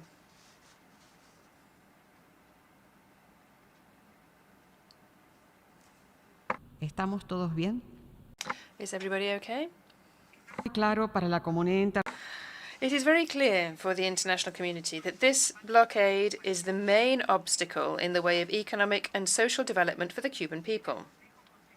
In today's complex international context, the blockade imposed upon Cuba has become more inhumane and unjustifiable than ever. And the only thing it has generated is suffering and deprivation for the Cuban people. The blockade has serious economic and humanitarian costs which cause irreparable damage to the well-being of the Cuban people. Indeed, the blockade hampers the enjoyment of basic rights such as health, education, and food, education, tourism, transport, industry, and culture, to mention just a few. It also causes damage in all spheres of the country's economy. It acts as a barrier to granting the country of loans under favorable conditions, as well as transferring technology, cutting-edge technology, mobilizing external capital, attracting foreign direct investment, protecting the environment, and fully integrating the country into the global economy. We also express our disagreement with the unjust inclusion of Cuba in the list of states which supposedly sponsor terrorism. As well as being an unjustified categorization, this has increased the intimidating effect of the restrictions associated with the blockade and has impinged upon Cuba's possibilities of establishing commercial and financial relations with international partners. In this regard, we urge the government of the United States of America to bring an end to such measures. President, despite the restrictions imposed by the blockade and by these measures that we've just been talking about, Cuba has managed to maintain its protagonism and leadership in various areas of international cooperation and solidarity. Argentina expresses its full support to Cuba and our support for the principle of legal equality of all states with regard to their sovereignty. And Argentina holds that there must be full respect for all these differences, which must prevail whether these differences be economic, political, or of another nature. The blockade against Cuba must cease. It is the most long-standing system of unilateral sanctions against any country. Since 1992, the General Assembly has pronounced itself on an annual basis by an overwhelming majority in favor of respect for international law, complying with the principles and purposes of the Charter of the United Nations and the right of the Cuban people to choose their own destiny. Argentina will vote in favor of the resolution, once again demonstrating our firm opposition of the economic, commercial, and financial embargo imposed against Cuba, as well as the use of unilateral coercive measures, the extraterritorial implementation of national commercial laws, and the adoption of discriminatory commercial practices. We hope not to have to adopt more resolutions of this nature in the future, and that in this way the unjust blockade against Cuba is brought to an end once and for all. Thank you very much. I thank the distinguished representative of Argentina. I now give the floor to the distinguished representative of Laos People's Democratic Republic.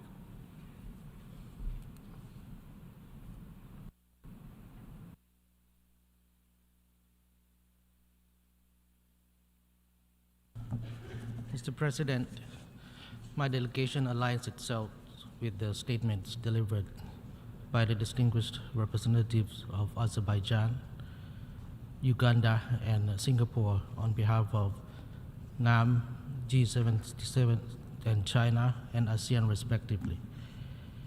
We echo the sentiments in calling for an immediate end to the economic embargo imposed by the United States of America on Cuba.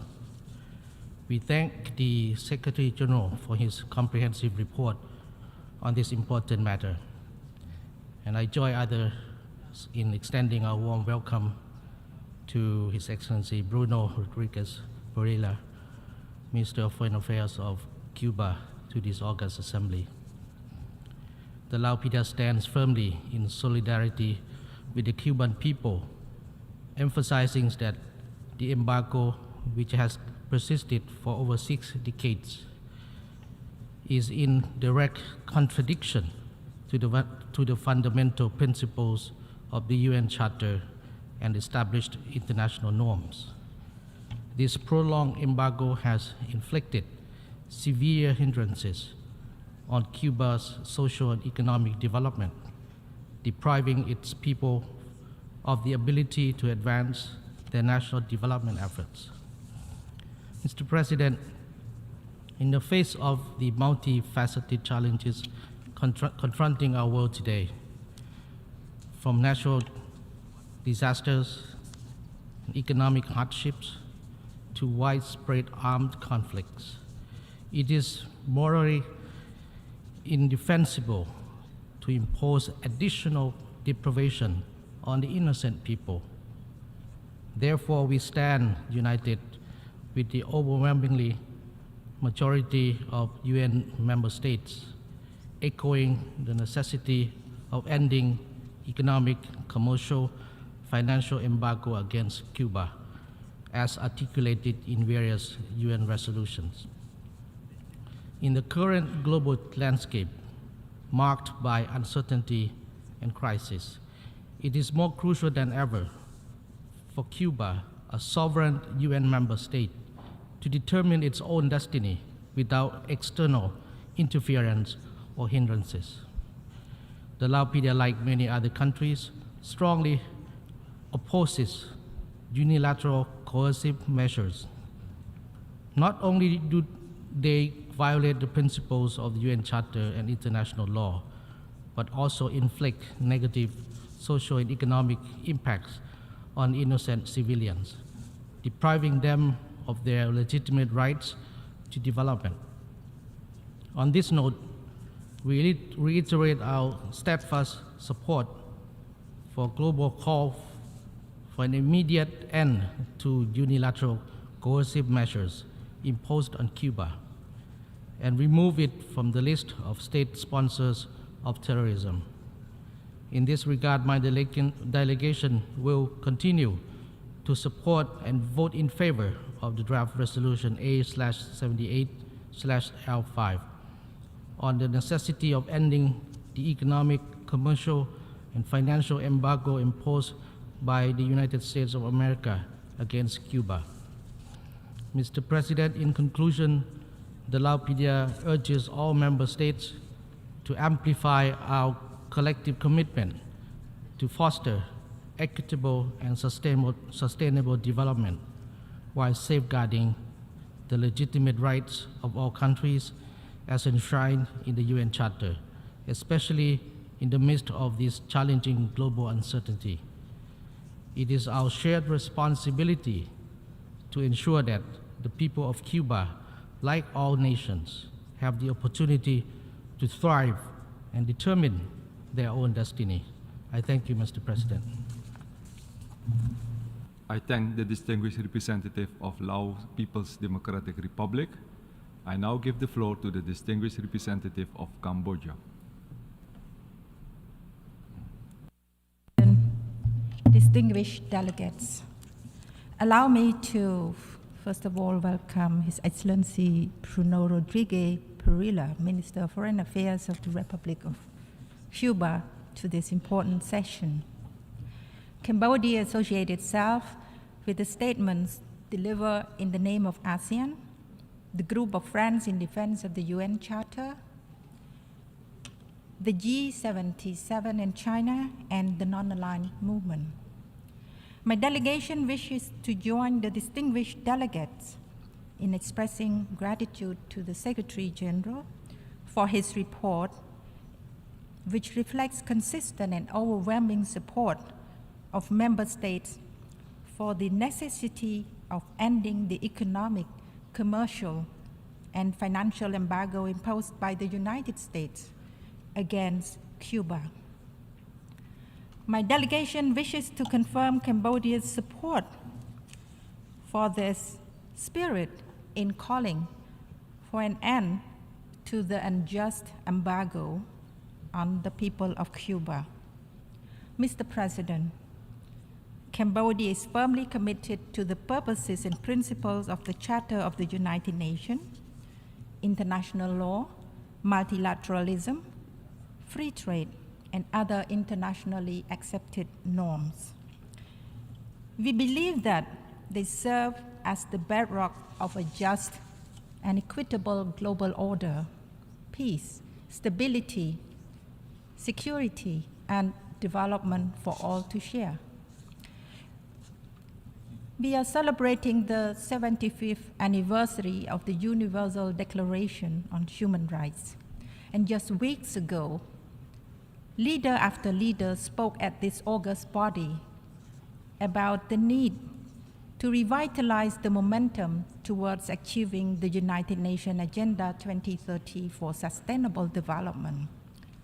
But the entire people of Cuba are still deprived of their rights to development by decades of embargo unjustly imposed on them by the United States.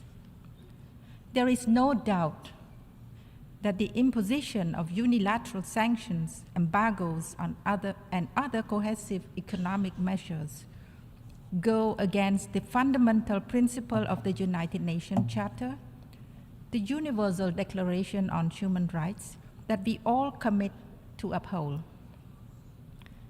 The same goes with the extraterritorial extension of the unilateral coercive measures against third countries. They constitute actions that contravene the principles of equal mutual respect for the sovereignty of states, independence, non-interference in the internal affairs of other states, and equal rights to socio-economic development.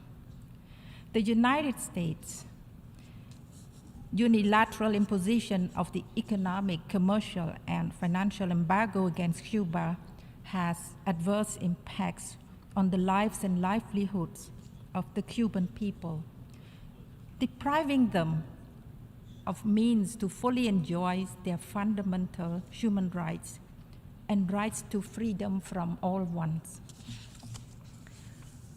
Cambodia is of the view that the blockade over the past 6 decades does not serve the benefit of anyone. The unjust and indiscriminate policy has not only caused hardship to the Cuban people, but also contrary to our commitment to leave no one behind in realizing the Sustainable Development Goals.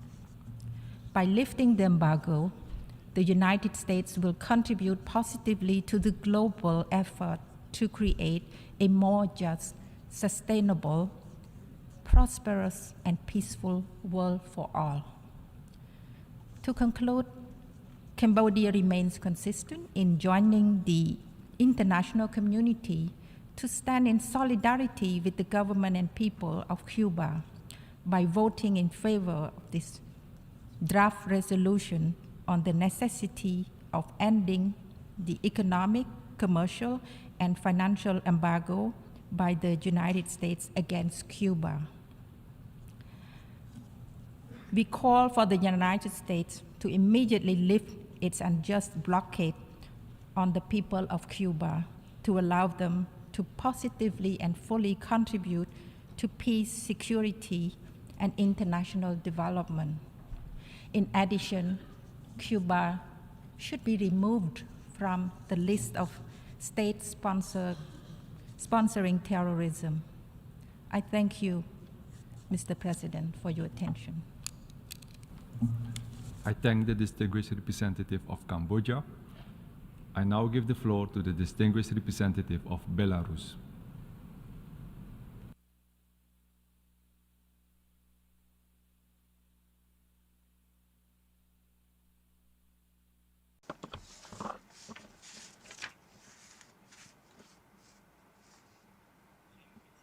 Mr. President, the Republic of Belarus would like to subscribe to the statements made on behalf of the Non-Aligned Movement and the Group of Friends in Defense of the UN Charter. We welcome the participation of the Minister of Foreign Affairs of Cuba, Bruno Rodriguez Parilla. The Republic of Belarus is categorically against unilateral coercive measures against UN member states. The pressure put against states using these measures represents the direct intervention into the foreign affairs of sovereign states with the goal of causing maximum economic damage and overthrowing their acting governments. Unilateral restrictions are a gross violation of international law and cause irreparable damage to the entire system of international relations, to the principle of multilateral cooperation, by increasing the potential for conflict and animosity in intergovernmental relations. The continuing trade, financial, and economic blockade of Cuba by the United States is a blatant violation of human rights of all the inhabitants of the island. It represents an act of genocide within the meaning of the 1948 Convention on the Prevention of the Crimes of Genocide and Punishment for it. Restrictions in the area of trade, currency, banking, and tourism sector continue to have a negative impact on the well-being of the Cuban people. The restrictions not only violate human rights, but the authors of these sanctions forfeit any moral right to comment on the situation in the area of human rights in the countries against which they impose restrictions. The consequence of the economic blockade of Cuba restrict the opportunities for economic growth of the country. They limit foreign investment and hamper trade relations with third states, thus violate the legitimate rights of countries to cooperate with Havana fully. We note yet again the lack of progress in resolving this situation. We call on the administration of the United States to reconsider its decision and put a full, unconditional, and irreversible end to the economic, trade, and financial blockade against Cuba. Belarus will vote in favor of this resolution. Thank you for your attention. I thank the distinguished representative of Belarus. I now give the floor to the distinguished representative of Algeria.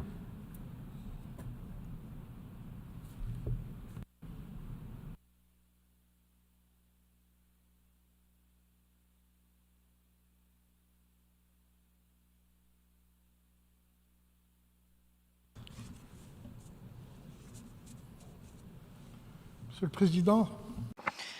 President, Algeria aligns itself with the statements already made by the non-aligned movement, the Group of 77 in China, the Group of Friends for the Defense of the Charter of the United Nations, the African Group, and finally, the Group for the Islamic Cooperation Organization. And I should like to make this brief statement in my national capacity.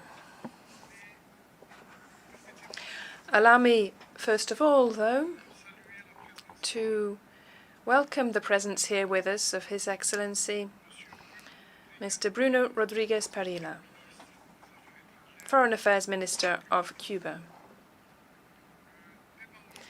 Today's debate on the necessity of ending the economic, commercial and financial embargo imposed by the United States of America against Cuba is a reflection of the great importance of this question, which has continued to mobilize the international community for several sessions of the United Nations General Assembly.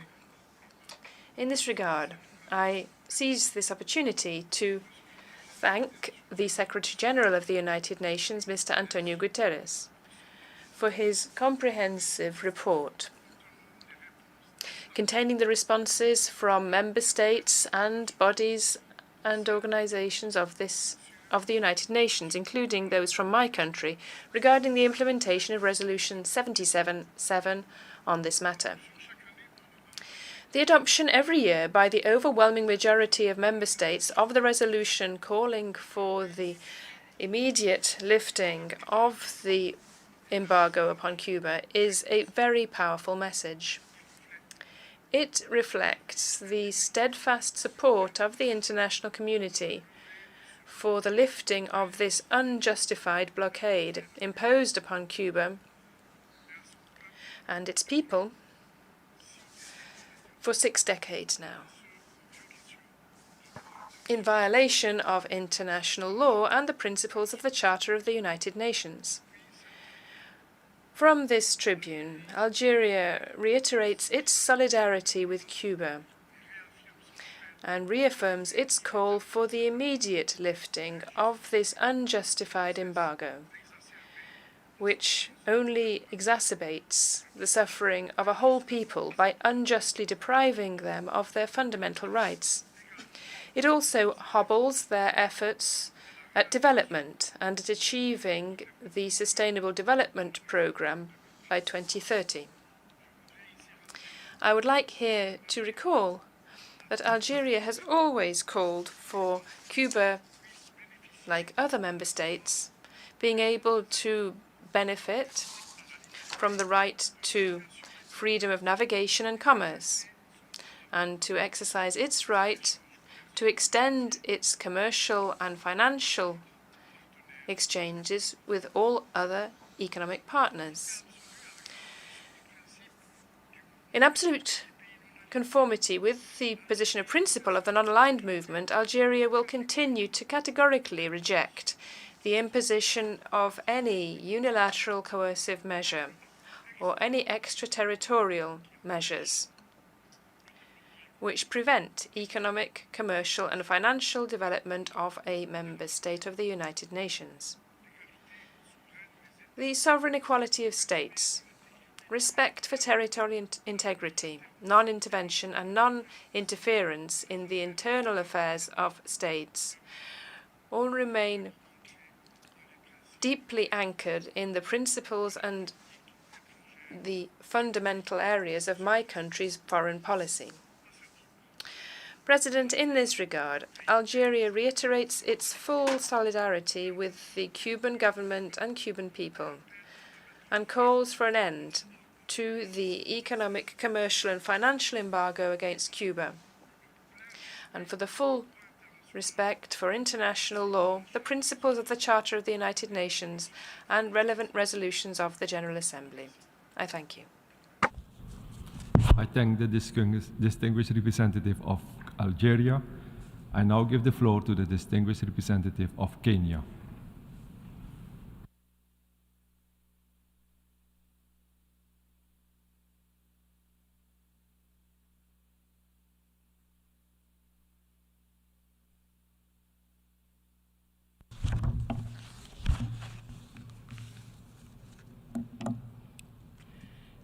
Thank you, Mr. President.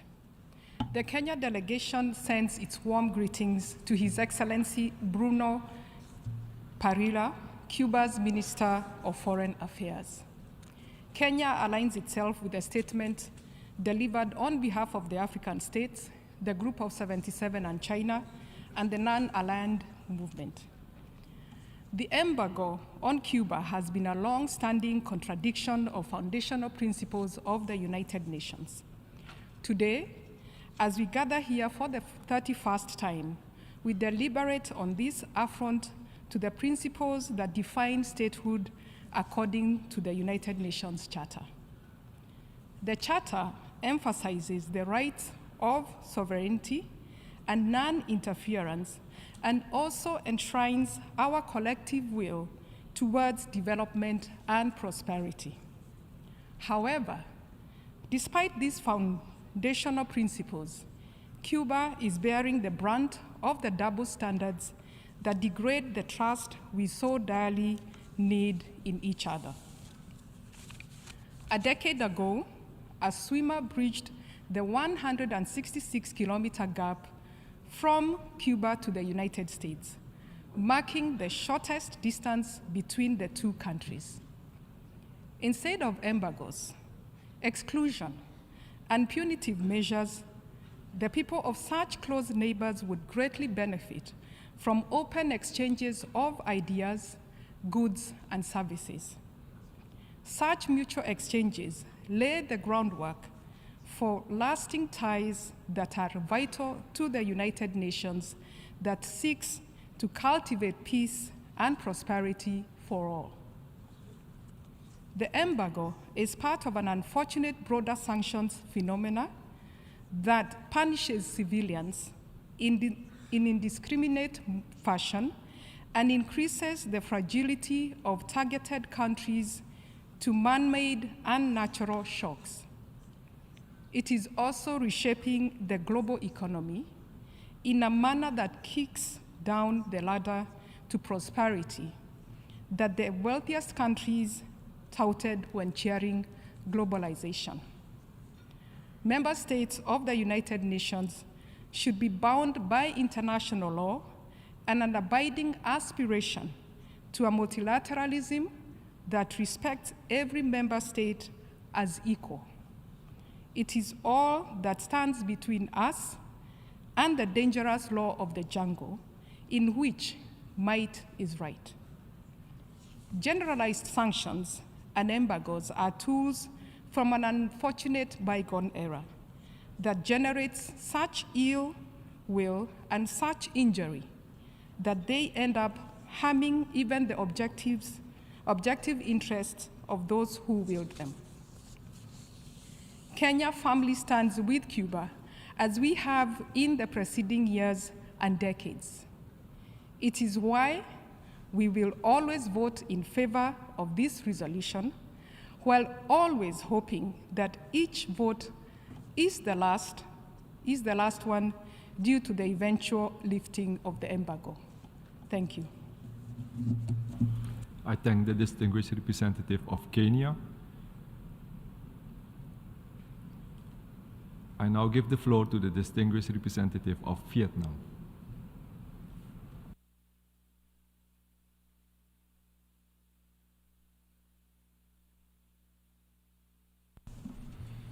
Mr. President, I'd like to extend our warm welcome to His Excellency Mr. Bruno Rodriguez Parilla, Minister for Foreign Affairs of Cuba. Vietnam aligns itself with the statements of Non-Aligned Movement, the Group of 77 China, and the Association of Southeast Asian Nations. Mr. President, the economic, commercial, and financial embargo against Cuba constitutes a violation of international law and runs counter to the fundamental purposes and principles of the UN Charter. For over 60 years, it is the most prolonged system of unilateral sanctions ever imposed on a country, inflicting enormous socio-economic damage and suffering on the people of Cuba.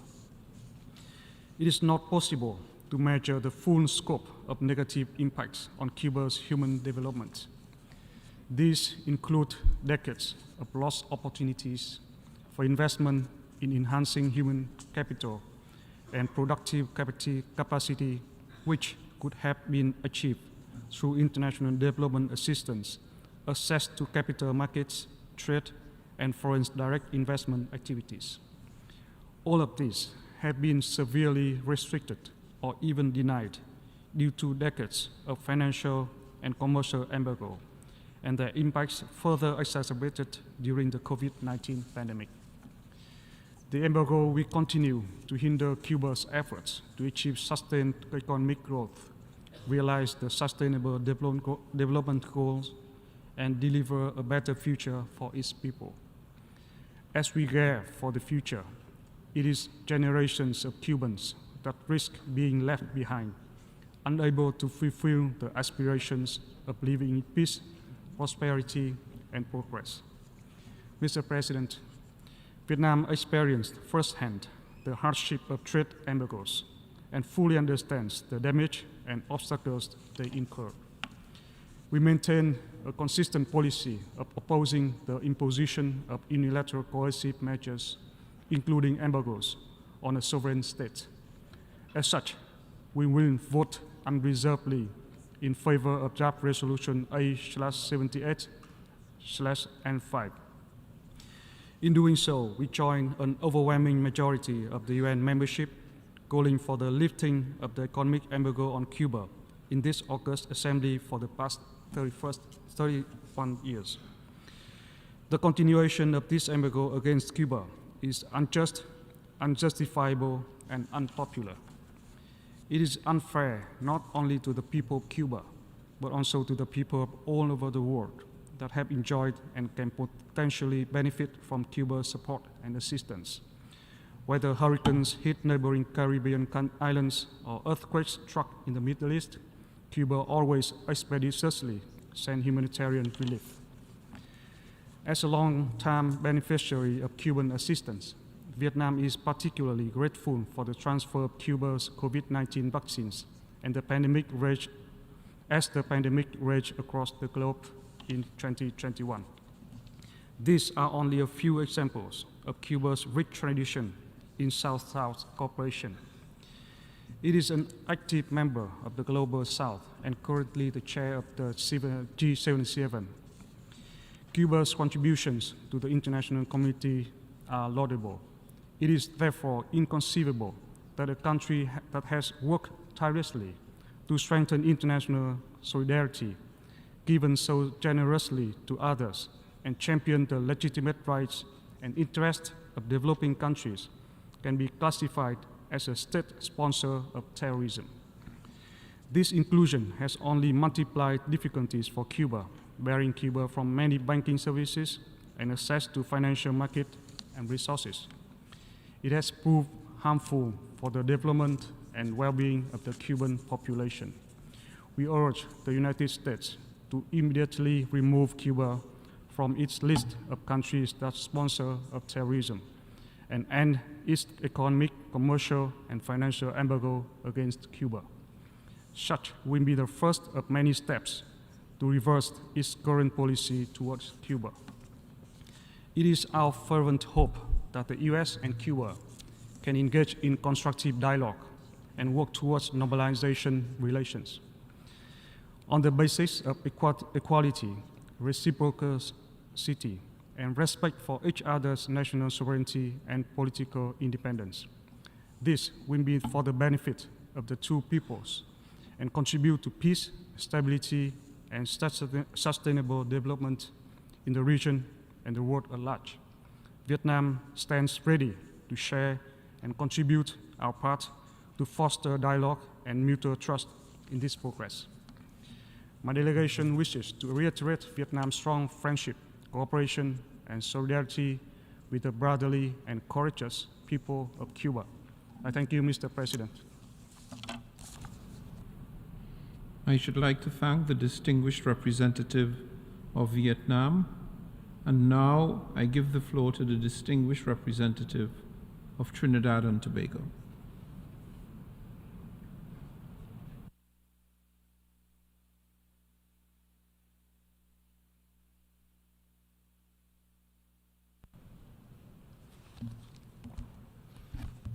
Mr. President, at the outset, Trinidad and Tobago aligns itself with the statement made by the representatives of the G77 and China, the non-aligned movement, the Community of Latin American Caribbean States, and the Caribbean Community. We also welcome the presence of His Excellency Bruno Rodriguez Padilla, Minister of Foreign Affairs of Cuba.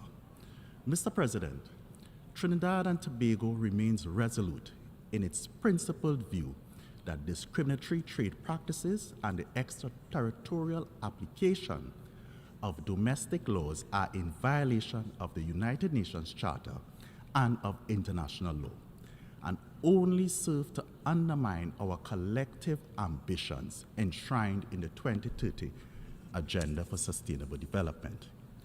Such practices undermine global solidarity, multilateralism, and genuine cooperation, which underpin our collective efforts towards accelerating actions towards peace, prosperity, progress, and sustainable development.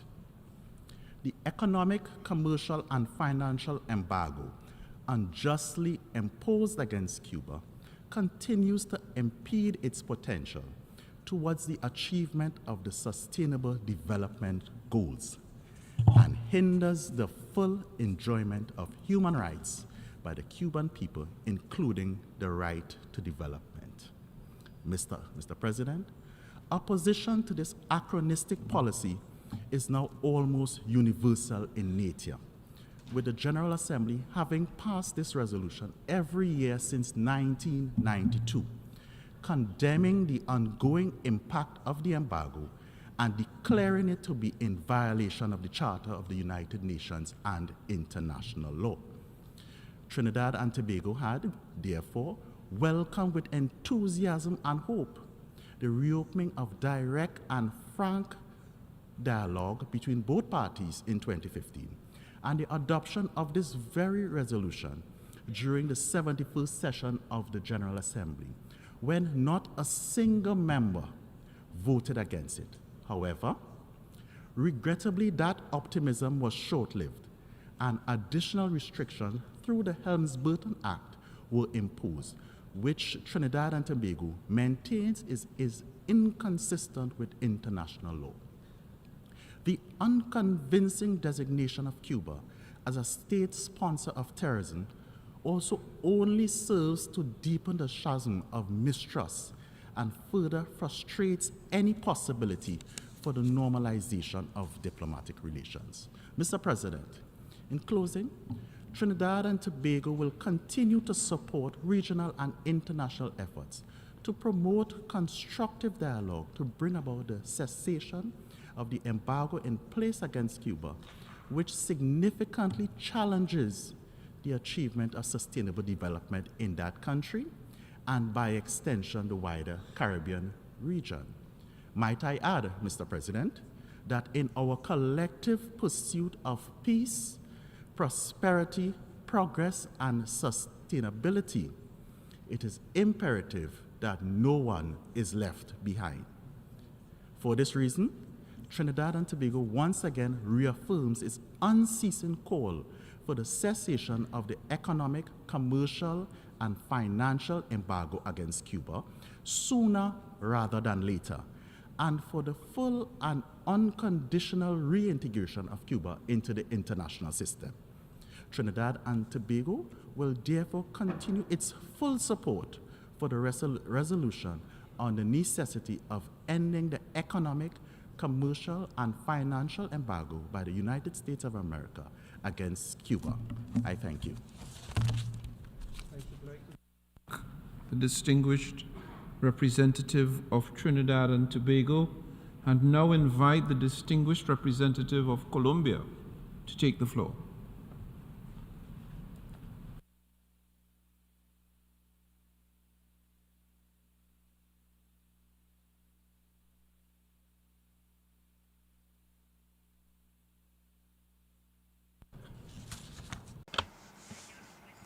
Mr. President,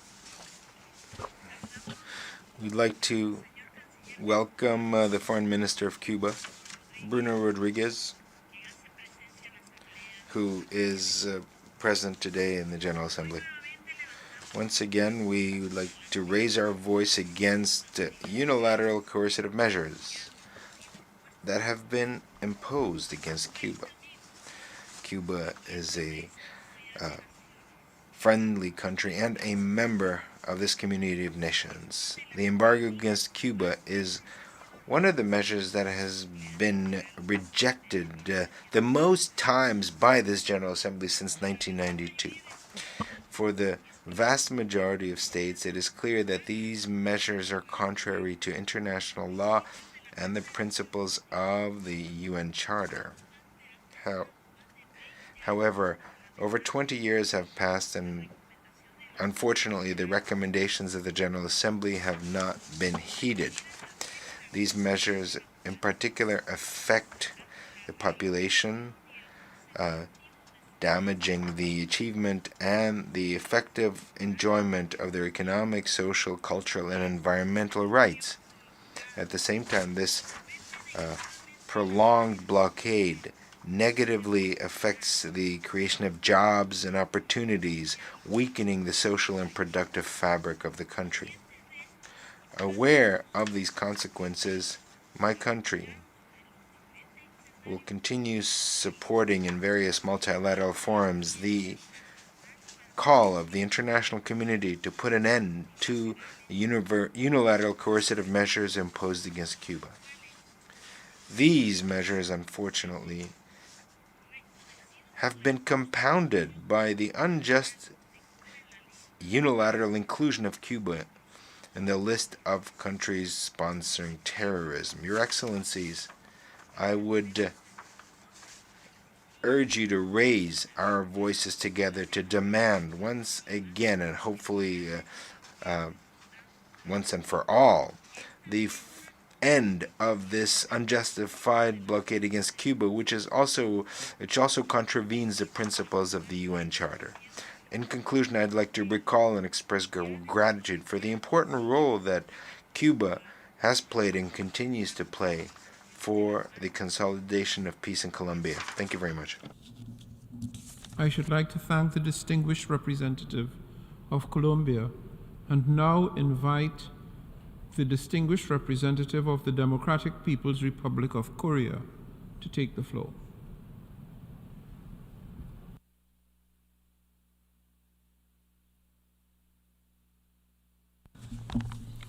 Mr. President, the TPRK delegation associates itself with the statement made by Azerbaijan, Uganda, and Eritrea on behalf of the non-aligned movement, group of friends G77 in China, and group of friends to defense UN Charter respectively. To put an end as soon as possible the economic, commercial, and financial embargo imposed unilaterally by the United States against Cuba is unanimous demand of all UN member states that wish to achieve sustainable development and peaceful environment. From the first day of the foundation of the Republic of Cuba, United States has been imposing overall economic embargo on Cuba for only reason that Cuban people had chosen the socialist system. Due to the brutal blockade of the United States, the Cuban people has been subject to immeasurable misfortune and pain and suffered astronomical economic loss over the past 60 years. In recent months alone, the Biden administration decided to extend the sanction on Cuba for another 1 year in accordance with the Trading with Enemy Act. The unilateral blockade that threatens the sovereignty and the right to existence of Cuban people is the outcome of the United States' hostile policy toward Cuba.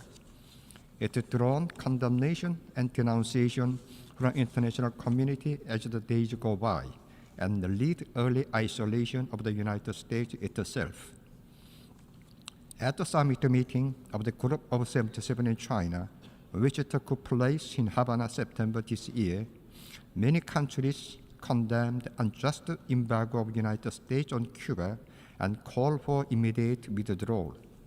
At his expression of the firm and strong solidarity of the international community with the government and people of Cuba in the struggle for their just cause, my delegation condemned and rejected the U.S. coercive measures against Cuba as the violation of the UN Charter and international law that stipulate principles of the respect of sovereignty, sovereign equality, and non-interference in internal affairs, and as a crime against humanity. We strongly demand that the United States lift unconditionally, with no further delay, the extraterritorial economic and financial embargo against Cuba and delist Cuba from state sponsor of terrorism. The PRK delegation will vote in favor of the draft resolution on the necessity on ending the economic, commercial, and financial embargo imposed by the United States of America against Cuba, proceeding from principal stance of the non-aligned movement and G77 against all forms of the unilateral sanctions. In conclusion, the TPRK delegation availed itself of this opportunity to reiterate its firm support to and solidarity with the government and people of Cuba in their efforts to safeguard national dignity and sovereignty and to achieve further economic development. I thank you, Mr. President. I should like to thank the distinguished representative of the Democratic People's Republic of Korea, and I now invite the distinguished representative of the Syrian Arab Republic to take the floor.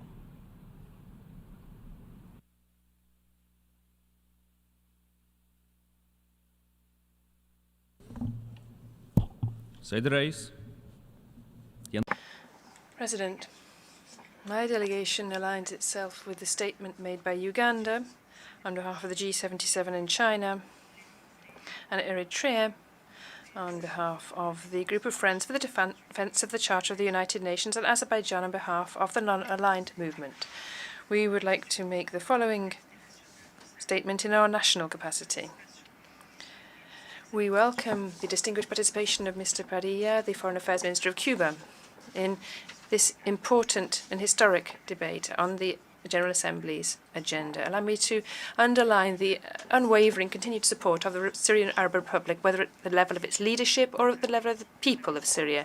Our support for the resistance of the brothers and sisters of the sisterly Republic of Cuba against the unjust, illegal blockade since 1962. We reaffirm our full commitment and support to the UN resolutions calling for the immediate lifting of the economic, commercial and financial embargo imposed on Cuba. This unjust embargo is a flagrant violation of human rights, international humanitarian law, and resolutions of international legitimacy which are relevant. We are proud to have always voted in favor of this draft resolution, which has been tabled at every General Assembly session. The aim of continued discussions on this important point is to unify our calls upon the American administrations to lift their unjust blockade against the people of Cuba and abandon their policies which are based upon imposing unilateral illegal sanctions against the people, which are worsening every day. In 2019 alone, these sanctions were stepped up with the addition of 243 measures of a unilateral and binding nature.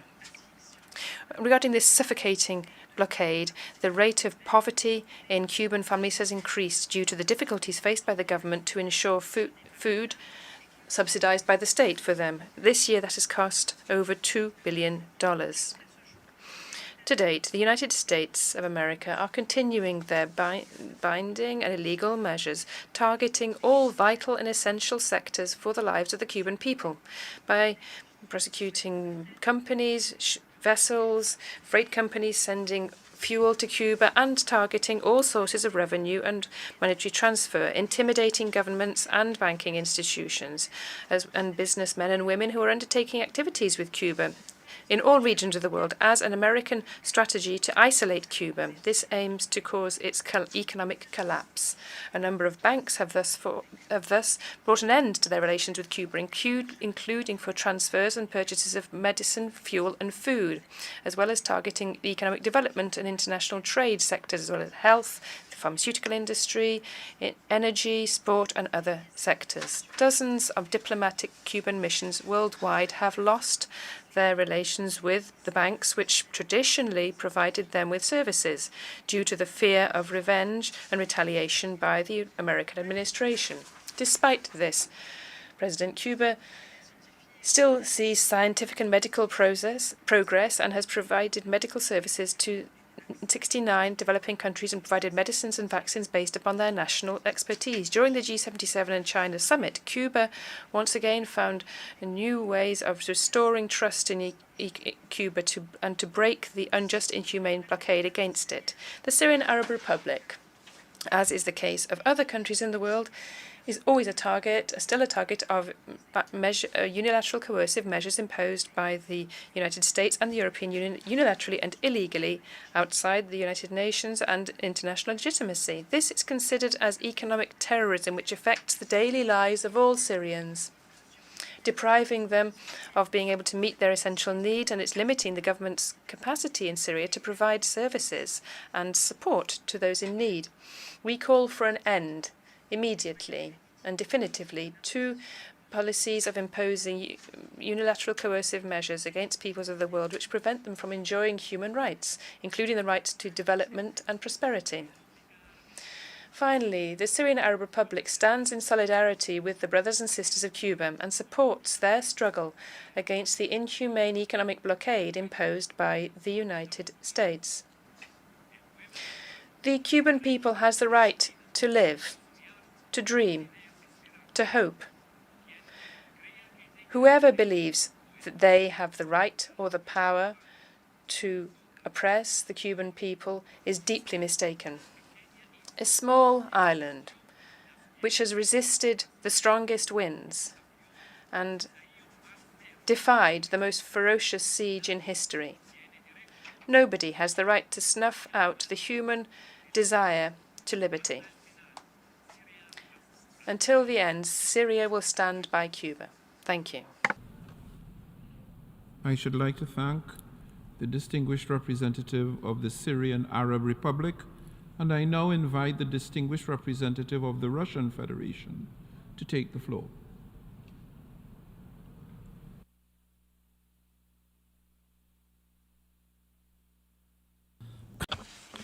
Mr. President, we welcome the participation in today's meeting the Minister of Foreign Affairs of Cuba, Bruno Rodriguez Parilla. We would subscribe to the statement made by Eritrea on behalf of the group of friends in defense of the UN Charter. In addition, we'd like to share a number of considerations in our national capacity. Our position is determined not only by our long-standing and special relationship with the brethren people of the Island of Freedom, but our rejection of the international legal arbitrariness in the spirit of a rules-based order. Together with the overwhelming majority of members of the international community, we demand an immediate and unconditional lifting of the American economic, trade, and financial blockade against Cuba. And we support the provisions of the draft resolution introduced by Cuba into the General Assembly. We express a strong protest against a gross violation by the United States of the founding principles of international law and the UN Charter. The actions of the United States and their allies in introducing unilateral illegal sanctions in circumvention of the UN Security Council are openly neocolonial in character and are based on systematic attempts to persecute and suppress undesirable regimes around the world. While hypocritically imposing sanctions against the countries and entire peoples as a way of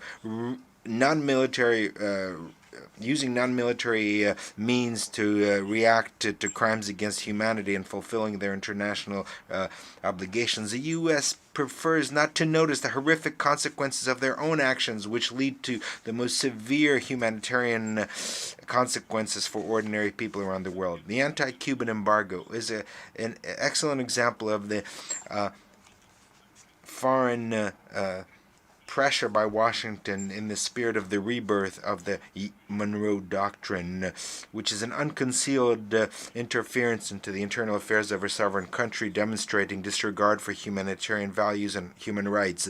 The blockade of a sovereign state that doesn't represent any threat to the United States or its citizens, and using restrictions as norms of intergovernmental relations undermines the foundations of global and regional stability and development.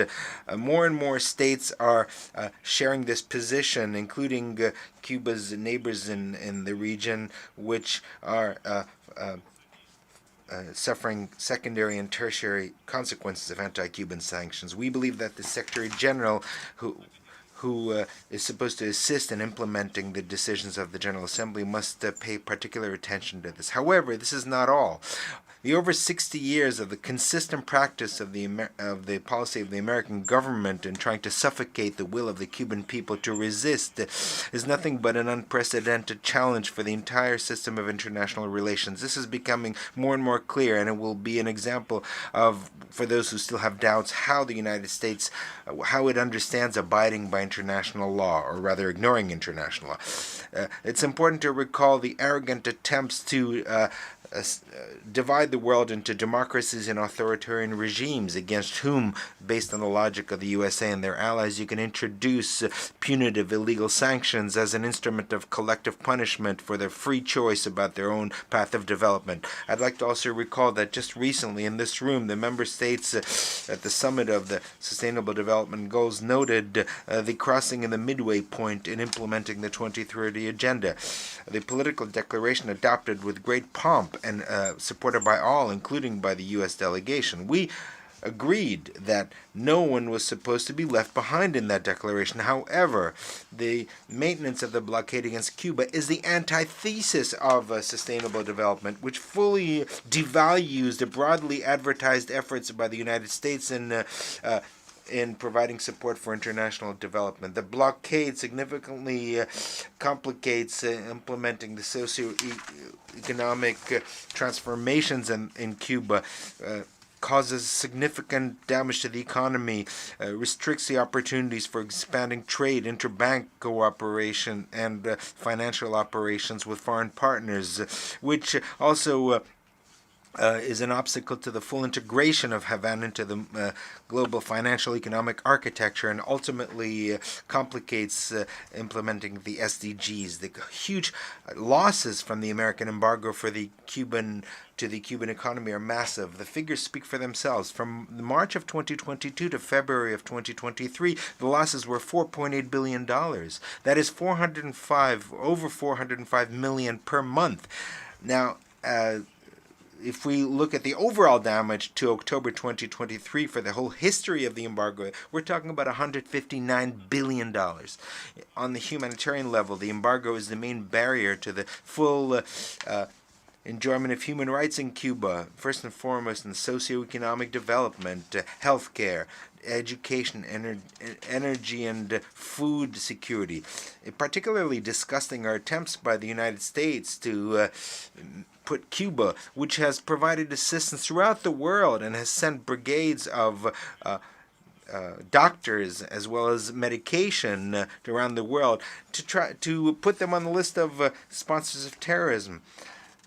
It's no surprise, actually. Even during the pandemic, Washington did not agree to provide exemptions against sanctions which prevented Cuba from obtaining important medicine, medical oxygen, and other important equipment. Furthermore, what is not taken into account is the constructive role of Cuba and its deserved reputation as a constructive force in global integration processes. Just recently, the G77 held a meeting on science, technology, and innovation in Havana. We believe that maintaining the trade, economic, and financial blockade against Cuba by the U.S. is not only counterproductive, but it's illegal and anti-humanistic. This unjustified measure sheds light on the anti-humanistic essence of the American policy in the face of the majority of the global community, including its own allies. Unfortunately, we regret that 30 years in a row of adopting the same resolution has not been enough to lift the blockade. In this connection, we hope that the administration and Congress of the United States will once again heed the overall appeal and lift the anti-Cuban embargo and strike Cuba from the list of sponsors of terrorism without any preconditions or any kind of measures to reduce its sovereignty, we will unequivocally support this resolution. The position of our country is expressed in the statement of the State Duma of the Federal Assembly of the Russian Federation to the General Assembly and the parliaments of member states on the need to stop the anti-Cuban blockade by the United States. We will distribute the text to the Secretariat as a document of the General Assembly. Thank you very much. I should like to thank the distinguished representative of the Russian Federation. And I now invite the distinguished representative of the Cooperative Republic of Guyana to take the floor.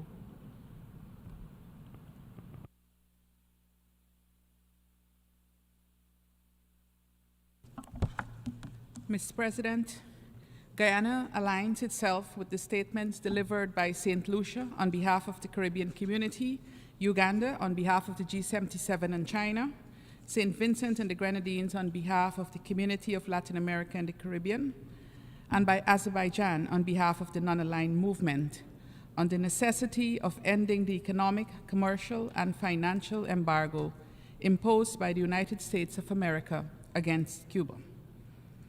We wish to also acknowledge the presence of His Excellency Bruno Rodriguez Parilla, Minister of Foreign Affairs of the Republic of Cuba, and his delegation. Mr. President, we have gathered every year since the 46th session of the General Assembly in 1991 to consider this unjust embargo and its devastating impact on the Cuban people. Over this period of more than 3 decades, the international community has consistently and overwhelmingly, through its vote on this resolution, demonstrated that this is a failed policy, which is inconsistent with the principles of the Charter of the United Nations. The government of Guyana maintains its principled position in favor of the resolution, calling for the lifting of the embargo, consistent with our long-standing support for Cuba's right to fully pursue its economic development. Guyana therefore calls again on the government of the United States to end the use of this unilateral measure. We also call upon the United States to remove Cuba from the list of state sponsors of terrorism. The Cuban government has been forced to contend with both the practical and reputational consequences of this misguided, unjust, and unsubstantiated designation. This designation added even more hardships to the already incalculable and deeply damaging effects of the embargo on the Cuban economy. Mr. President, last year Guyana and Cuba celebrated a significant milestone, 50 years of diplomatic relations. During these 5 decades, we have benefited greatly from Cuba's active and selfless contributions to socio-economic development. The progress Guyana has made in the health and well-being of its population is owed in large part to this generosity through Cuba's training of hundreds of Guyanese doctors. Despite the hardships faced by the Cuban government and people in the development of their own country due to the impacts of the embargo, the country continues to provide much-needed support to other developing countries, not just in the Latin America and Caribbean region, but across the globe. Such cooperation must be applauded and encouraged and not prevented. Indeed, if there is a list that Cuba should be on, it is that of true partners for development. Yet, we are cognizant that if we are to achieve the promise of the Sustainable Development Goals of leaving no one behind, a promise that is seemingly drifting beyond our reach, then it is imperative that we remove any obstacle that will stand in the way. The economic, commercial, and financial embargo imposed by the United States is a clear impediment to Cuba's efforts in this regard. Mr. President, to conclude, I wish to reaffirm the government of Guyana's commitment to supporting the people of Cuba and their call for the removal of this embargo. We believe, too, that there remains an opportunity for our Cuban and American friends, separated by just 90 miles of water, to bridge the divides between them. We encourage the charting of a new course to engage in constructive dialogue and establish new bonds rooted in a shared desire to improve the daily lives of the Cuban people, and indeed, in the peace, security, and development of our region. I thank you. I should like to thank the distinguished representative of the Cooperative Republic of Guyana, and I now invite the distinguished representative of Dominica to take the floor.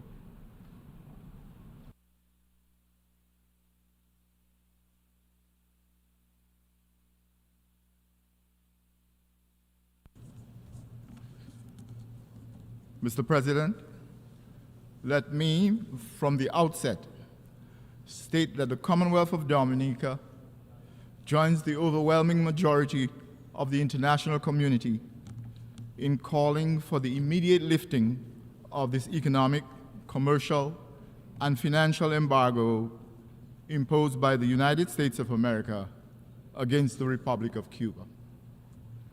This 60-year-plus economic blockade is an egregious violation of the rights of the Cuban people and cannot be justified.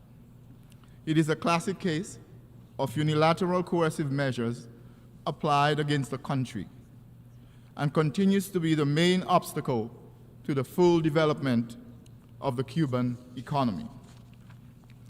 Furthermore, Mr. President, it gravely impacts on the livelihoods of the ordinary Cuban citizen.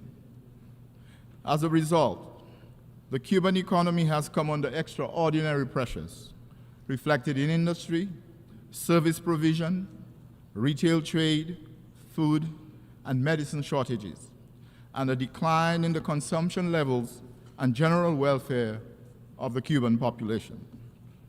In recent months, systematic efforts have been made to attain energy stability under very complex situations, given the insufficient readiness of power plants resulting from the lack of fuel, spare parts, and other essential resources for their repair and maintenance. The few providers that continue to supply Cuba with these products have increased their prices considerably based on country risk. Mr. President, the Commonwealth of Dominica has enjoyed warm neighborly relations with the Republic of Cuba.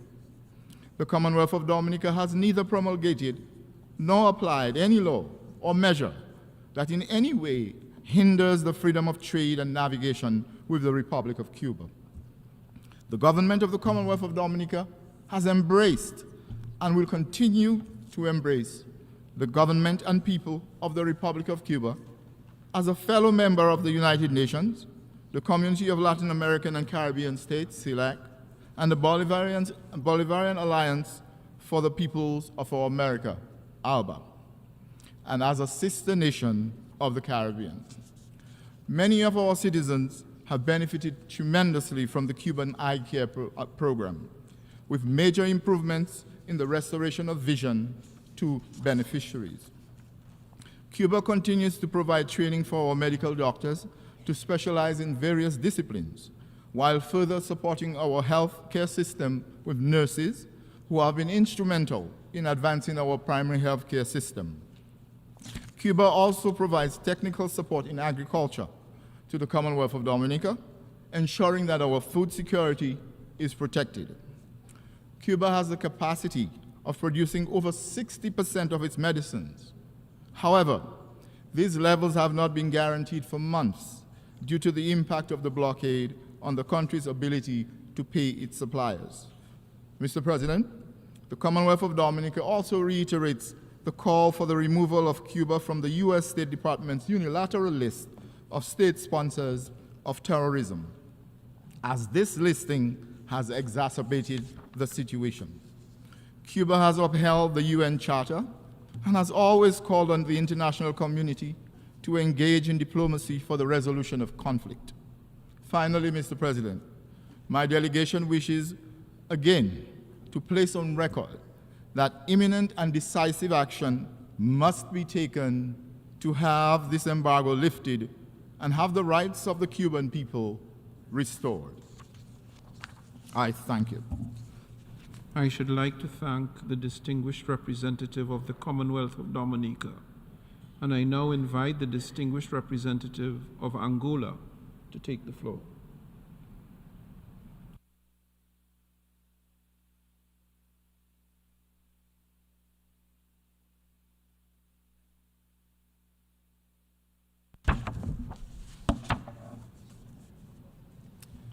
Mr. President, Excellencies, Angola aligns itself with the statements made by Tunisia on behalf of Africa Group, Uganda on behalf of Group of 77 plus China, and Azerbaijan on behalf of non-aligned movement.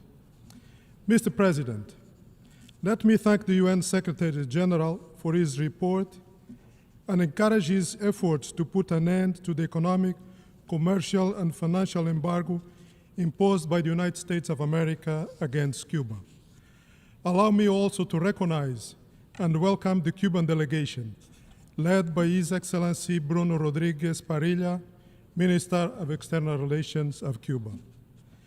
Mr. President, the U.S. embargo on Cuba is one of the most burning diplomatic issues we face today because it has been a prevailing for decades, even though it is contrary to the principles and the purpose of the United Nations Charter and to the international human rights law.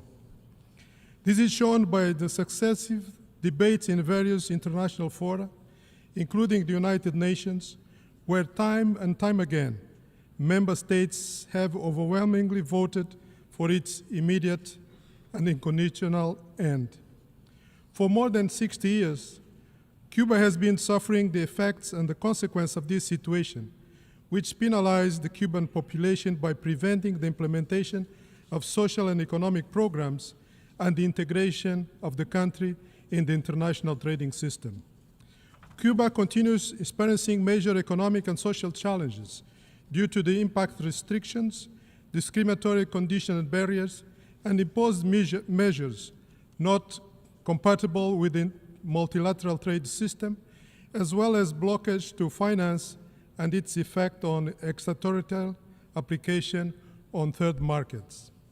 Under these circumstances, the country has limited access to the acquisition of appropriate equipment, technology, and pharmaceutical products, having to resort to intermediaries and substitutes at exorbitant prices and inferior quality to respond to the population's needs. The aforementioned measures are preventing Cuba from achieving 2030 Agenda for Sustainable Development and risking the country to fall behind in our collective effort for the betterment of the humanity. Mr. President, the United Nations Secretary General report draws a clear conclusion that the continuation of the U.S. economic, financial, and commercial embargo against Cuba and the inclusion of this country in the list of state-sponsored terrorism are incompatible with the international system grounded in the rule of law. Moreover, it's a blatant manifestation of the exercise of political and economic unilateral power in clear violation of human rights, including the right to development.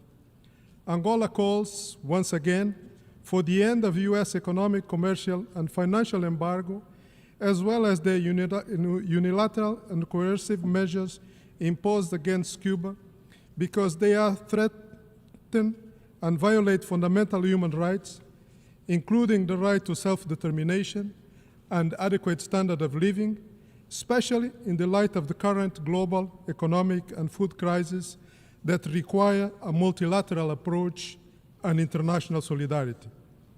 We reaffirm our commitment to continue supporting all initiatives and relevant United Nations resolutions to end this embargo against Cuba, based on the respect of and in compliance with the purpose and principles enshrined in the United Nations Charter and the obligation of states and international law.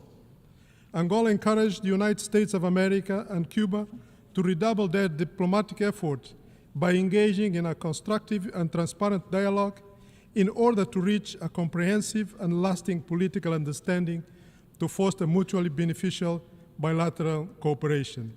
Finally, we urge all the delegations to strongly support the resolution submitted by the Cuban delegation on the agenda item 38, the necessity to end economic, commercial, and financial embargo against Cuba.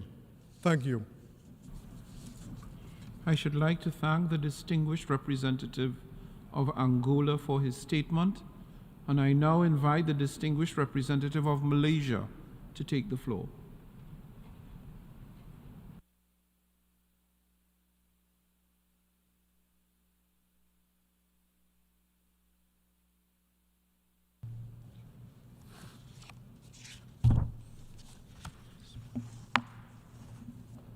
Mr. President, Malaysia aligns itself with statements delivered by Singapore on behalf of the Association of Southeast Asian Nations, Azerbaijan on behalf of the Non-Aligned Movement, Uganda on behalf of the Group of 77 and China, and Mauritania on behalf of the Organization of Islamic Cooperation.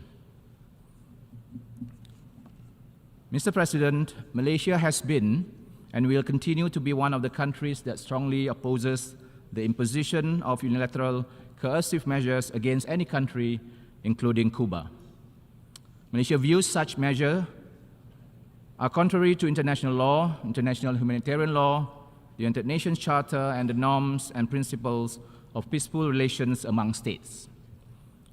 Malaysia believes that such unilateral coercive measures have severely restricted Cuba's ability to improve its economy and provide the necessary basic needs for the people. They also restrict free and open business across borders and hamper social development of the general population. The unilateral coercive measures have become the stumbling block for Cuba in attaining its sustainable development goals, which is contrary to the spirit of leaving no one behind as promised by the 2030 Agenda for Sustainable Development. Between March 2020 and February 2023, the blockade had incurred more than $4.8 billion in losses for Cuba. It is a huge amount of money that could have been used to provide for food and other basic necessities. It could have been used to provide for better healthcare, and it could have been used to provide for better education. Mr. President, Malaysia is also of the strong conviction that such unilateral embargoes will only cause social problems and raise humanitarian concerns in the states targeted. Therefore, we have always been supportive of the annual United Nations General Assembly resolution tabled by Cuba, which calls on the United States to end its unilateral economic, commercial, and financial embargo against Cuba immediately and unconditionally. Malaysia calls for the United States and Cuba to resolve their differences through peaceful means and avoid any actions that could be detrimental to regional peace and stability. Malaysia encourages both the United States and Cuba to immediately normalize ties and pursue renewed economic engagement. I thank you. I should like to thank the distinguished representative of Malaysia, and I now invite the distinguished representative of Zimbabwe to take the floor.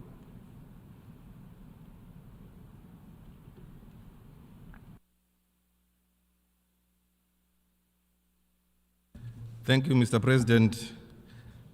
We recognize the presence of His Excellency Bruno Rodriguez Parilla, Minister of Foreign Affairs of the Republic of Cuba, and Zimbabwe aligns with the statements delivered by the G77, the African Group, the Non-Aligned Movement, and the Group of Friends in Defense of the Charter. Mr. President, Zimbabwe wishes to express its deep concern regarding the long-standing economic, commercial, and financial embargo imposed by the United States against Cuba. The report of the Secretary General we are discussing today informs us that the embargo, which has been in place for over 6 decades, continues to inflict significant hardship on the Cuban people and undermines the principle of sovereignty, non-interference in the internal affairs of states, and the peaceful coexistence of nations, which are the very foundation of these United Nations. This august House Assembly has consistently called for an end to this embargo, with an overwhelming majority of member states denouncing this unilateral policy year after year. This position underscores the collective commitment to the principles of international law and the principles enshrined in the United Nations Charter. It is imperative that we uphold these principles, which are at the core of our organization. The embargo remains a significant obstacle to Cuba's economic growth and hinders the full realization of its people's potential and the achievement of the ambitions of the 2030 Agenda. The people of Cuba, despite the enormous challenges posed by this protracted embargo, have demonstrated resilience, perseverance, but the continuation of this heinous policy has been a drawback on the remarkable progress in various sectors such as healthcare, education, and sustainable development. My country, Zimbabwe, also reeling under the effects of unilateral coercive measures, fully understands that these sanctions are an affront to the right to self-determination and a blunt instrument of coercion that has no place in the current progressive geopolitics and international law.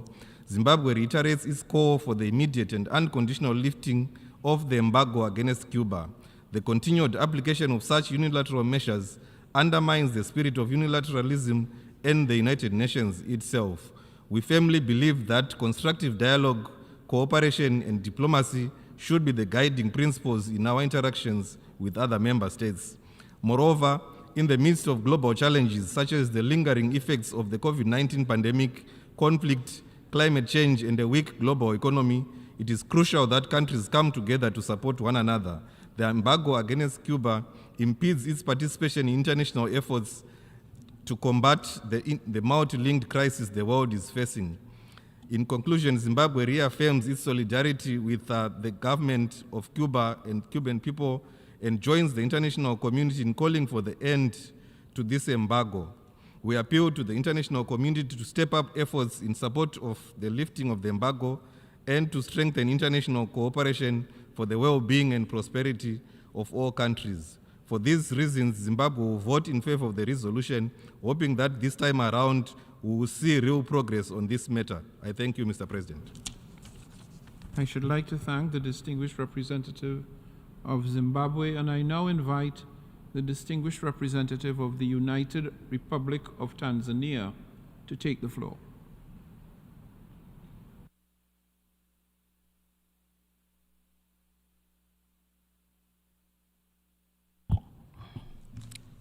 Thank you, Mr. President.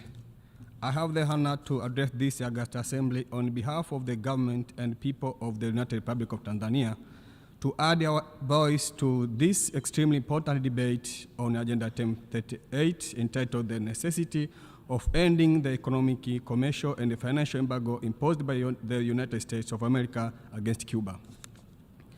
Tanzania aligns itself with the statement delivered on behalf of the Group 77 in China, the African Group, and the non-aligned group and movement, and I would like to add a few remarks in my national capacity. Mr. President, the embargo imposed by the United States of America against Cuba not only negatively impacts the economy of Cuba, but also violates the full enjoyment of human rights. It limits the acquisition of important needs of the Cuban people for their survival, such as medicine, medical equipment, and other necessities, and has totally destabilized the spheres of the Cuba's social and economic activities. The application of these measures against Cuba further violates the international humanitarian law, United Nations Charter, and undermines the principles of multilateralism. Tanzania, as a country which advocates for a peaceful coexistence of nations, respects the sovereignty, equality of states, and believes in fair and open trade among nations, we continue to disagree with the injustice wherever it is committed by whoever. We denounce the imposition of these unjust economic sanctions and other united coercive measures that undermine sovereignty and prosperity for all. Mr. President, it is discouraging that our heads of state and government meet here and agree on things which are crucial for our prosperity, but some member states still hesitate to implement them. For instance, in September 2015, our heads of state and government adopted in this same venue the 2030 Agenda for Sustainable Development.